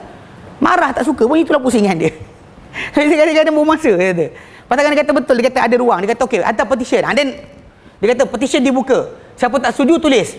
Tanda tangan, nanti kita akan try batalkan. Kalau dia kata melebihi dia kata rakyat Malaysia 17 juta, 27 juta, kita kata separuh. Dapat 10 juta tanda tangan, kita hentikan GST. Dia buat kempen. Kalau tak ada kempen tu buat benda bermasa je. Ini bising, tak ada masalah. So kadang jalan je, rezeki kita Allah Ta'ala bagi. Rezeki kita Allah Ta'ala bagi. Bukan ini. Kadang fikir juga macam dulu kan, time naik motor, minyak murah tau. Sebab tu kena bawa kereta. Rasa minyak mahal lah ni. Bila kan banyak dia orang bising, bila ni minyak mahal kan pasal kereta. Lepas tu Allah Ta'ala turunkan harga minyak. Saya tak kata kerajaan turunkan, Allah Ta'ala turunkan. Harga minyak turun. Dapat harga murah. Ini macam nampak tak? Kalau kita fikir usaha kita, mana ada siapa nak turunkan harga minyak? Fikir effort kita, mati sampai hidup balik pun. Berapa tahun tak pernah turun harga minyak. Baru ni turun. Allah Ta'ala yang turunkan. Sebab mula ada ambil timbal balik berkenaan masalah tersebut kan. Persetujuan pemimpin untuk dengar cakap rakyat. Benda tu kan boleh paksa. Rakyat tak suka, pemimpin hantar FRU. Tak suka. Dia tak ambil FRU kat depan nak cakap apa? Dia tunggu dengan water cannon. Nak cakap apa? Tak boleh cakap apa kan? Tapi Allah Ta'ala gerakkan hati mereka. Tu sebab kenapa ni tajuk ni. Fikir dahulu. Ini benda ni, hati manusia ni Allah Ta'ala yang pegang. Kau dirasa satu hari dia rasa macam kesiannya rakyat kita, menyijih mata Perdana Menteri ni, kesiannya rakyat, saya akan mudahkan sembarang. Kalau benda tu nak berlaku, Allah Ta'ala yang aturkan. Tu saya fikir tentang ni, ngau arah macam mana pun tak jadilah. Buang masa je. Baik kita jalan, syurga neraka jalan tau. Kita bercakap ni, syurga neraka kita jalan tau. Mana GST ada, GST tak ada, kita mati. Malaikat tak ada tanya, kau kena GST ke tidak? Kau tak tahu je, buang masa je. Kan? Bagi saya macam tu. Benda yang betul-betul concern berkenaan dengan agama kita jaga. Benda tak ada kena dengan agama tinggalkan. Pasal bukan kita tak nak hal dunia ni. Kalau diorang minta vote kita dan kita cakap. Kalau tak ada vote, there's no voting in this thing. Buat apa pun masa. Kita marah-marah, tulis dalam blog, tulis yang tak suka, menyampah gila. Kan diorang tengok macam entah ah. Kan tak nak tukar, tak nak tukar lah. Faham tak? Dia tak nak tukar, tak tukar. Dia cakap apa? Berapa tahun dulu pun orang tak suka ISA. Ada kerajaan layan. Mana layan pun? Tukar yang baru. lagi berat ada. Bukan lagi ringan. Contohnya kalau dia kata konsep dia benda macam ni. Kita dengan pemerintah kita jatuhkan mereka dengan senjata haram. Dia orang buat apa benda kalau dia kata tak layak, Allah Ta'ala akan ganti untuk kita. Allah imbas balik. Jangan takut. Fikir macam tu je. Tu kita tenang. Makan pun bayar letakkan pejam mata. Jangan tengok jangan baca balik. Ui, banyaknya. Start tengok bawah tu nampak. Dulu tak perasan. Kan macam beli KFC perasan. Beli lain tak perasan tau. KFC ke nampak kan dia ada 10 campur 15 kan, 10 campur 5 tu. Kalau dia kata sekarang tak ni lah. Kalau dia kata akan datang yang ni benda tak boleh buat apa benda ni, let go. Kita Nabi kata apa, min husnil islam mar'i tarkuhu ma la ya'ni. Apa daripada kebaikan ke Islam seorang tu, tinggalkan benda yang tidak ada kaitan dengan dia. Maksudnya dia tak boleh nak buat apa, tinggalkan. Yang sibukkan benda berkenaan. Yang kita boleh sibukkan, contoh macam kalau dia kita tak bagi kita belajar, dia marahlah. Daripada kita mengikut apa tak kita ramai solat minta Allah. Minta kepada Allah Ta'ala. Pasal muqallibal qulub Allah bolak-balikkan hati. Kalau hari tiba PM bangun tidur macam ya syarikalah salah rupanya. Mana tahu? Mana tahu? Kan? Itu sebab kenapa minta kepada Allah Ta'ala. Membolak-balikkan hati manusia ni Allah Ta'ala, bukan kita. So, lebih lagi pada benda bukan kawalan kita. Let go. Tak tahu. Okay. Baik. Jadi, Jadi, pasal ayat akan ada baca surah Yasin kan. Start daripada ayat pertama sampai ke-6. Kau tak kata Yasin wal Qur'anil Hakim innaka laminal mursalin ala siratal mustaqim. Tanzilal azizir rahim. Yang kitab tadi diturunkan oleh Tuhan yang Maha Perkasa lagi Maha Penyayang. Litundira qauman ma unzira aba'uhum fahum ghafilun. Untuk kau ingatkan satu kaum yang tak diingatkan oleh bapa-bapa mereka, maka mereka lalai. Apa tu tak datangkan? Walaqad haqqal qawlu ala aktsarihim fahum la yu'minun. Tertegak kata-kata atas sebahagian kata kebanyakan mereka, tapi mereka tak beriman. So pasal perumpamaan soalan awal ni datang berkenaan dengan layaknya golongan kafir ni untuk azab kerana kedegilan mereka. Pasal dah tegak atas mereka hujah, tapi mereka tak nak juga patuh. Maka Allah Ta'ala jadikan pemisalan mereka ni, kami akan jadikan untuk mereka ni, pasal dunia mereka tak nak dengar, akhirat nanti mereka akan ada pasung. Yang pasung tadi kan kita diletakkan di tengkuk mereka macam ni. Orang kafir tadi. Ini ada pasal tu. La yu'minun. Inna ja'alna fi a'naqihim aghlalan. Kami jadikan pada tengkuk-tengkuk mereka aghlal, rantai-rantai. Faya ila adqan. Maka mereka ni kepada dagu mereka ni mukmahun, tercekik hingga tegak. Mendongak macam tu. Macam pasung dia tadi. Bukan macam ni. Pasung dia macam ni. Macam ni, Pak Wan tunjuk macam ni. Wan dipasung tu, tangan tu macam tu. Dulu tak dengar lah. Maksud, di akhirat nanti macam tu. Dibawa mereka ke neraka, cara macam tu dibawa. Diheret mereka ke neraka dengan cara tersebut. So bukannya berkaitan tajuk dunia. Tu sebab saya kata jangan baca pada custom ayat ni. Allah Ta'ala kata waja'al min baini aydihim saddan wa min khalfihim saddan fa aghshaynahum fahum la yubsirun. Untuk sana. Dan di dunia mereka degil, keras kepala, mendongak, menyombong. Kan dongak kan menyombong. Tak nak tengok, tapi sebenarnya benda tu menyempitkan diri dia sendiri. Dia rasa benda tu bebas kerana tak ikut agama. Tapi sebenarnya dia menyombong saja, mendongak. Tapi dalam dongak mereka ni mereka tercekik. Sebab mereka tak dapat hidayah. Jalan mereka tak lapang, dada mereka sempit, tak sesak. Dan dalam masa sama Allah Ta'ala sekat pula. Tak ada hidayah datang pada mereka dari depan, tidak dari belakang, maka mata mereka berselaput. Mereka tak dapat melihat, tak lihat kebenaran. Itu bayangan Allah Ta'ala berikan mereka di dunia dan hukuman mereka di akhirat. Faham So dia bukan untuk dipakai untuk orang-orang custom. Okey. Hadis tak sahih. Tak sahih. Yang dibaca kan macam tu. Tapi kalau kena pun kena pada kafir yang kalau sahih pun dibaca oleh Nabi SAW untuk lintas dekat kawasan orang kafir yang kalau yang sahih dia kata syahatil wujuh. Kita syahatil wujuh yang campakkan debu tadi. Tapi yang tak sahih ni datanglah kata baca ini. Anyway bila kita sebut tentang baca-baca ni kan kita kata perbuatan baling tadi kan. Pada siapa kita baling? Baling pada orang kampung kita. Mana boleh? Kan silap ada orang sihir orang pun pakai ini juga. Merompak rumah orang pakai sama juga. Wa ja'alna min baini aydihim saddan min khalfihim saddan. Betul tau. Ada orang guna untuk sihir. Serius. Orang nak merompak rumah orang ada pakai baca ayat ni pun ada. Iya. Jadi. Iya. Buat sihir ni. Sihir.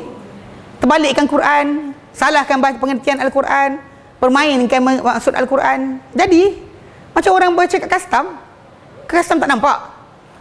Bawa pinjam korang yang banyak kan. Bawa pinjam banyak kan. Jadi custom tak nampak kata. Tak, memang kita kata kita perasan jadi. Dan bila jadi tu sebenarnya bukan Allah Ta'ala redha. Satu benda kena jaga betul-betul. Bila jadi benda pelik kita buat, bukan Allah Ta'ala redha. Orang Hindu tu minta dekat Sami dia pun jadi. Bukan Allah Ta'ala redha. Orang Buddha minta dekat Sami dia jadi, bukan redha. Itu Allah Ta'ala nak jadikan makin sesat.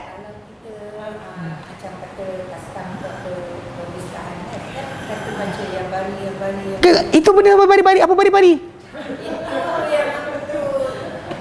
ESQ. Apa benda ESQ? Minta apa? Kenapa? Abari melepaskan. Ya bari yang menciptakan. Tengok salah pengertian.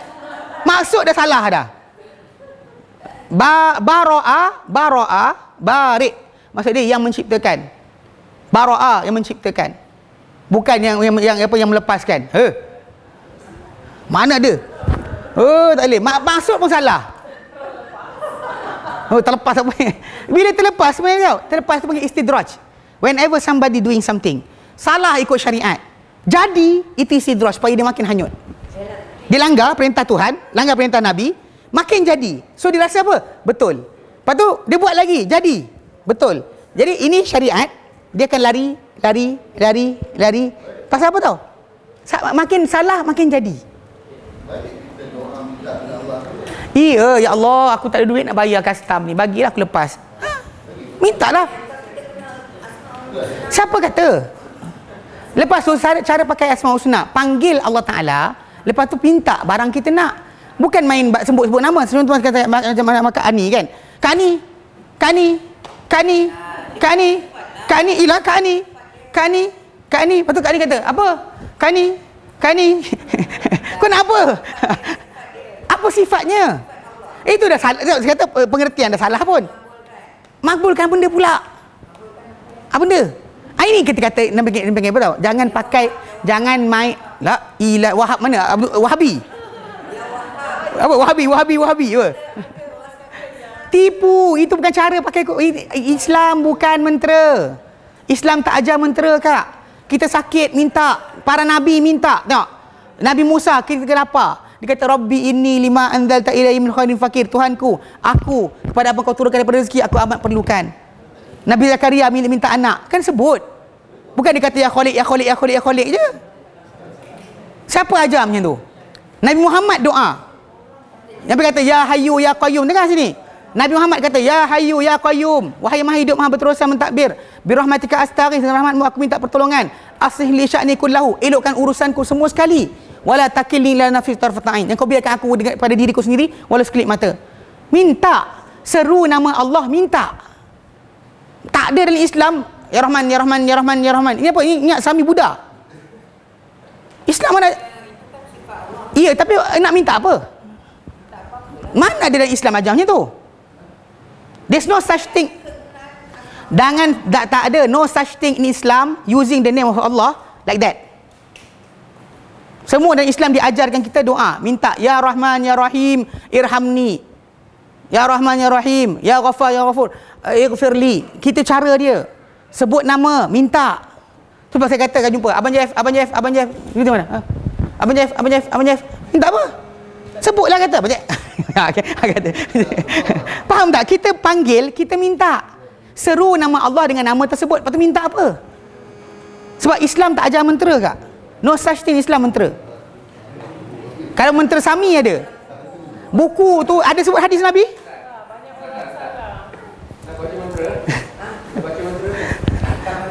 Itu mentera lah tu.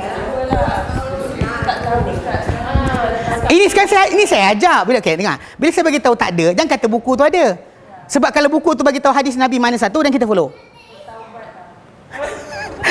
Tembak kak. Kak dengar ni kak. Kak ni kak. Okey sini. Cara guna Asmaul Husna yang betul, contoh nak macam mana Ibrahim buat. Apa Ibrahim buat? Macam Nabi ni ajarkan, Nabi kata ya Hayyu ya Qayyum, wahai Maha hidup Maha berterusan mentadbir, bi rahmatika astaghith, dengan rahmatmu aku minta pertolongan, aslih li sya'ni kullahu, elokkanlah urusanku semua sekali, wala takilni ila nafsi tarfata ain, engkau biarkan aku pada diriku sendiri walau sekelip mata. Jangan biarkan aku buat kerja aku sendiri walau sekelip mata. Ni permintaan kita sebut ya Hayyu ya Qayyum. Kan doa kat situ ada. Kan depan seru panggil kita doa. Kita panggil, kita panggil, kita minta. Macam Ibrahim kan bila dia buat binaan Kaabah kan, dia kata apa wa idh yarfa Ibrahimul qawaida, dengan kita menemukan Ibrahim meninggikan binaan minal baiti pada baitullah tu. Wa Ismail buat binaan Kaabah. Apa dia cakap? Rabbana taqabbal minna, wahai Tuhan kami, terimalah dari kami, innaka antas samiul alim, engkau Maha mendengar lagi Maha mengetahui. Mana terimalah, engkau Maha mendengar lagi Maha mengetahui. Lepas tu bila dia minta, dia kata Rabbana waj'alna muslimaini laka, wahai Tuhan kami, jadilah kami dua orang menyerah pada engkau. Wa min dzurriyyatina, daripada zuriat kami ummatan muslimatan lak, umat yang menyerah pada engkau. Wa arina manasikana, tunjukkanlah kami ibadat-ibadat kami. Wa tub alaina, beri taubat ke atas kami. Innaka antat tawwabur rahim. Nampak tak? Dia akan minta dan dia seru, ataupun dia seru dan dia minta.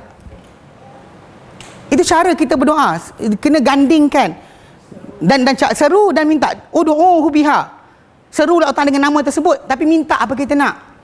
Pasal the wording macam akak kata ya bari itu mentera. No such thing in Islam. Mana tipu, itu masalah tipu je. Pasal apa tahu? Sebut doa minta, tak perlu kita buat macam tu. Dan dia buku tu dia ajar berapa kali sebut. Dia ajar berapa kali sebut. Itu masalah lagi. Kalau kurang tak jadi. Nampak tak? Kilo kurang, kita tukar. Tak boleh. Salah. Itu saya ingat dua kes ni, benda ni bukan sekali pertama akak cakap macam ni. Dulu ada kawan kita datang sini, yang daripada Indonesian punya embassy, bekas kan. Kan bila cerita berkenaan tajak Usna, bukan macam tu cara dia. Dia kata dulu ESQ tu ajar, Ari Ginanjar tu ajar macam ni. Dia ajar ya bari. Dia kata kalau kereta dia rosak, dia baca jadi. Lepas tu saya kata, yang dia akak rosak kereta kat mana? Dia kata dekat highway. Kak, kalau kereta rosak kat highway, tak payah baca pun tak apa, jadi datang kelas ronda. Betul tak? Rosak kalau rasa tengah-tengah hutan belantara kan, tiba-tiba datang jin angkat kan. Itu saya pelik jugalah. Kan? Kata kereta masuk gaung, tenggelam datang, ya bari datang malaikat angkat. Itu lain sikit. Ini rosak kereta dekat highway. Yang pergi sebut ya bari. Buat apa? Telefon lah. Dia nombor kat situ. Dekat belakang plus pun ada. Telefon lah. Elok kereta saya rosak. Yang kata lebih ya bari. Buat apa? Kadang tak logik masyarakat kita ni. Suka benda pelik. Benda macam tu. Itu panggil mentera. Allah Ta'ala tak diseru macam tu. Whenever you ask him, macam kita, mak, panggil apa? Nak apa? Nak makan. Mak. Nak pergi keluar, cakap lah. No such thing as sebut-sebut nama tanpa sebab.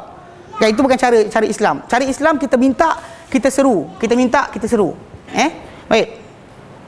Jadi di awal surah Yasin datang pernyataan berkenaan dengan apa? Berkenaan dengan tajuk orang-orang kafir yang berdegil, yang layak untuk mereka ni azab kerana kedegilan mereka. Pada akhir surah ada satu contoh daripada orang yang berdegil tadi, yang menentang.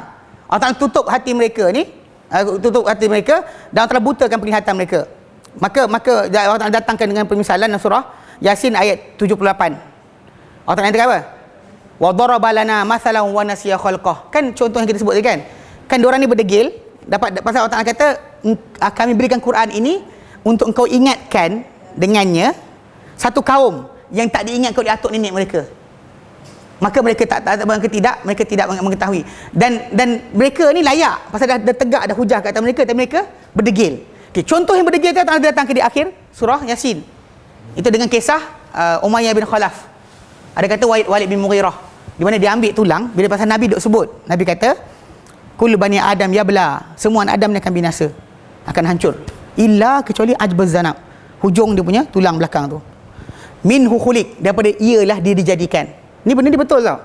Sebab kalau kita lihat pada kejadian manusia, ketika permulaan kejadian, kan memula lepas kita punya morula beroperasi, kan kita mula hari 14, hari ke-14 kita jadi tu, dia mula tu kita macam satu, kebaikan doh rapat rata, doh kunyah tepek kan dekat ni, lepas tu nanti ada satu garisan tau, dia naik garisan tu bagi primitive streak.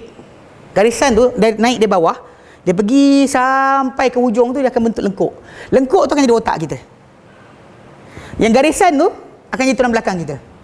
Dan masuk hari keberapa tu dia hilang balik tau. Bila dah tulang belakang kita mula terbentuk, nampak ketak-ketak, dia akan hilang balik. Jadi bila Nabi kata daripada ialah dia dijadikan, betul. Garisan tu yang mana kita kata yang dibuat oleh seorang pemegang hadiah Nobel, Hans Spemann. Dia ambil salamander ketika umur yang sama macam manusia ni kan. Dia ambil sini sikit sel ni, letak dekat telur yang lain, tumbuh seekor lagi. Pasal garisan tu dia actually the whole us. Dia bukan setakat mata kita, bukan setakat tangan kita, dia keseluruhan kita. Yang orang sebut kaji sekarang stem cell kan. Yang ini yang paling mahal sebenarnya. Tapi dia cuma ada ketika hari kejadian kita 14 saja. Lepas hari 14 tadi kan, dia turun balik. Lepas dia dah bentuk kita punya kepala, kita punya garisan kepala ni, kan otak kita kan sampai sini kan. Dia garisan tu straight sampai ke belakang. Dia akan naik, lekuk garisan tu mula-mula naik, dia akan mula bentuk. Lepas tu dia hilang. Garisan tu akan hilang bila tulang kita dah terbentuk, garisan tak nampak dah. Tu Nabi kata daripadanya dia dijadikan. Wa minhu, daripada benda tadi juga yurakab, dia akan disusun semula. Itu hari kiamat nanti. So orang-orang musyrik lawan. Diorang ni keturunan Ibrahim. So jadi memang kita kata macam Ibrahim AS ajar apa? Confirm ada ajar berkenaan kematian, kebangkitan semula. Tapi diorang tak nak percaya bab ni. Maka diorang lawan tau, diorang lawan. Bila diorang lawan, bila Nabi ceritakan tentang hujung ekor tadi, diorang gali kubur tau. Kubur musyrik ni gali kubur, dia ambil tulang tu depan Nabi. Hey Muhammad, dia kata, ni, kau tak tulang ni. Dia hancurkan depan Nabi, dah lama sangat, reput sangat, kita genggam macam ni hancur. Dia tiup. Siapa nak hidupkan balik tulang selepas dia hancur binasa? Dia kata, wa nasiya wa daraba lana masalan. Mereka buat untuk kami contoh. Wa nasiya khalqah, dia lupa kejadian dia. Dulu daripada titisan air, macam ni je kan, titisan air. Macam ni je. Macam tu je, titisan air. Lagi sikit dari itu pun dah jadi manusia, dia lupa kejadian asal dia. Dia sibuk macam mana nak jadi balik. Qala man yuhyil izam wa hiya ramim. Siapa boleh hidupkan tulang lepas dia hancur berkecai? Allah Ta'ala ajar Nabi jawab balik. Tapi nampak tak?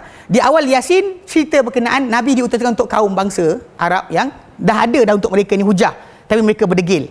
Yang Allah Ta'ala hukum mereka ni jadi macam tu, menyombong dan juga tidak mendengar sebarang bukti. Tak nampak langsung.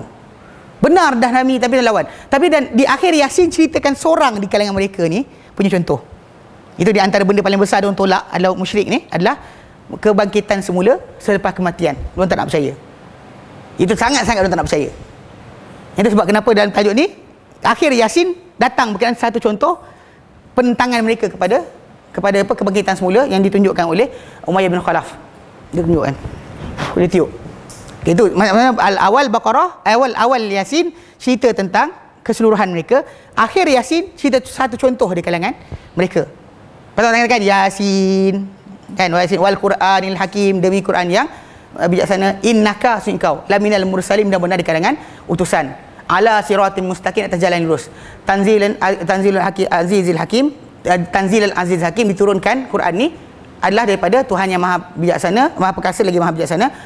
Kenapa diturunkan? Litundira qauman, untuk engkau terangkan, untuk engkau ingatkan satu kaum yang ma unzira abahum, yang tak diperingatkan bapa-bapa mereka, atau mereka tak diberi peringatan, engkau akan ingatkan mereka. Okey, fahum ghafil, maka mereka lalai. Benar tak katakan walaqad haqqal qawlu ala aktsarihim, telah tertegak kata-kata ke atas semua, kata kebanyakan di kalangan mereka. Tapi fahum la yu'minu, tapi mereka tak beriman. Lepas tu kan, ini kumpulan yang Nabi diutuskan.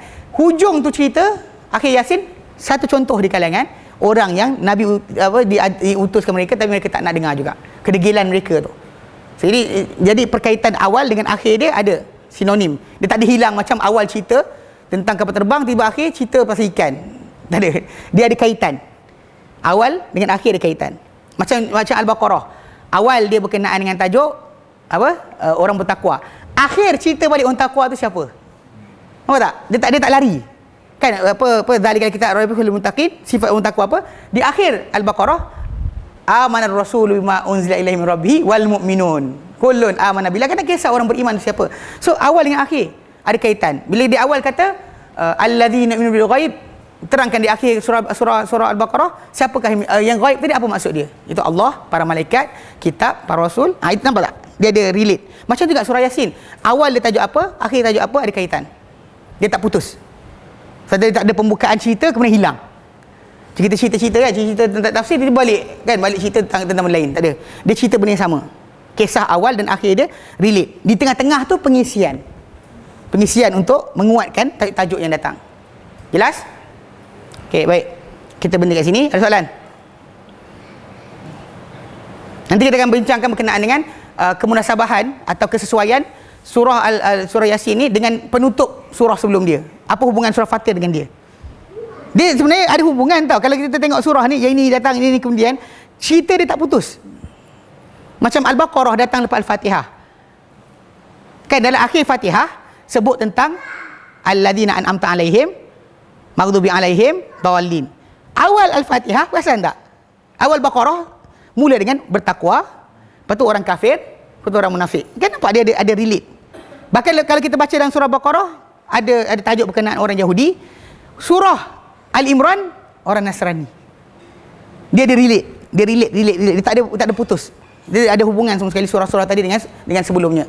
So that kita boleh ada kesinambungan sebenarnya dalam bacaan. Kenapa sebelum ni surah ni, selepas ni surah ni. Saya dengar satu ustaz ni. Dia kata bila kita sembahyang 2 rakaat kita baca surah kan. Lepas Fatihah kita baca surah kan, rakaat pertama kedua. Dia kata sebaiknya surah yang ketiga itu adalah surah yang macam berkaitan. Surah pertama tu surah kedua sambungan. Rakaat kedua pun macam tu. Yes. Memanglah kita kata tak nak, sebenarnya rasa random pun tak ada masalah.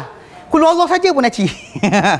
Sebaiknya itu kalau sekiranya kita contoh macam kita baca surah rakaat pertama Iza Zulzilatil Ard. Lepas tu rakaat kedua kita baca Al-Qari'ah.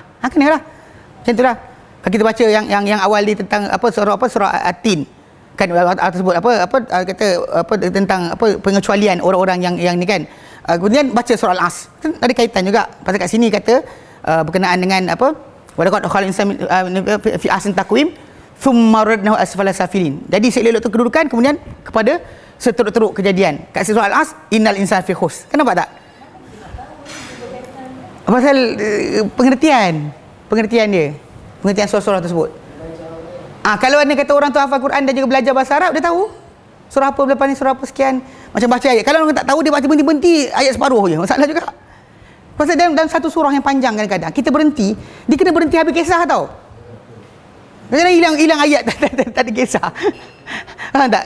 Contoh macam ayat 1 sampai 5 Al-Baqarah 1 sampai 5. Kemudian pada Al-Baqarah 6 sampai 7 8. Kemudian 9 sampai sekian. Dia ada bagi segmen-segmen dia. Ikutkan tanda ada. Sebenarnya ada tanda. Dia kata la dan sebagainya. Tapi yalah, kadang-kadang kita tak tengok tanda tu. Kita baca ikut nombor-nombor je, tak ada masalah. Tapi yalah, sebaik-baiknya, tapi tak dapat pun tak apa. Yang pentingnya baca apa yang mudah. Pegang balik pada akak, Kak. Pegang balik pada apa Nabi kata, faqra'u ma tayassara minal Quran. Bacalah apa mudah untuk kamu dari Quran. Iqra' ma tayassara minal Quran. Baca apa yang mudah untuk Quran daripada kamu dari Quran. Bukan yang perlu kepada surah tentu. Kan kita hafal nanti payah juga kan. Kita ambil mana yang mudah saja. Okey? Ada soalan lain? Nak nantuk nota sebagi nanti kemudian. Pasal Yayasan tak boleh punya nota tak siap lagi. Baru ni tak sempat dah siap kan.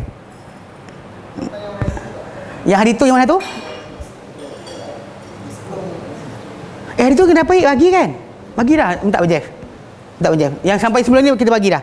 Mana kita bagi isti'adzah dengan Al-Fatihah bagi dah. Even pendahuluan surah Al-Baqarah bagi, tapi tak edit kita tukar Yasin. Kita ada bagi kita ada bagi tiga nota tu.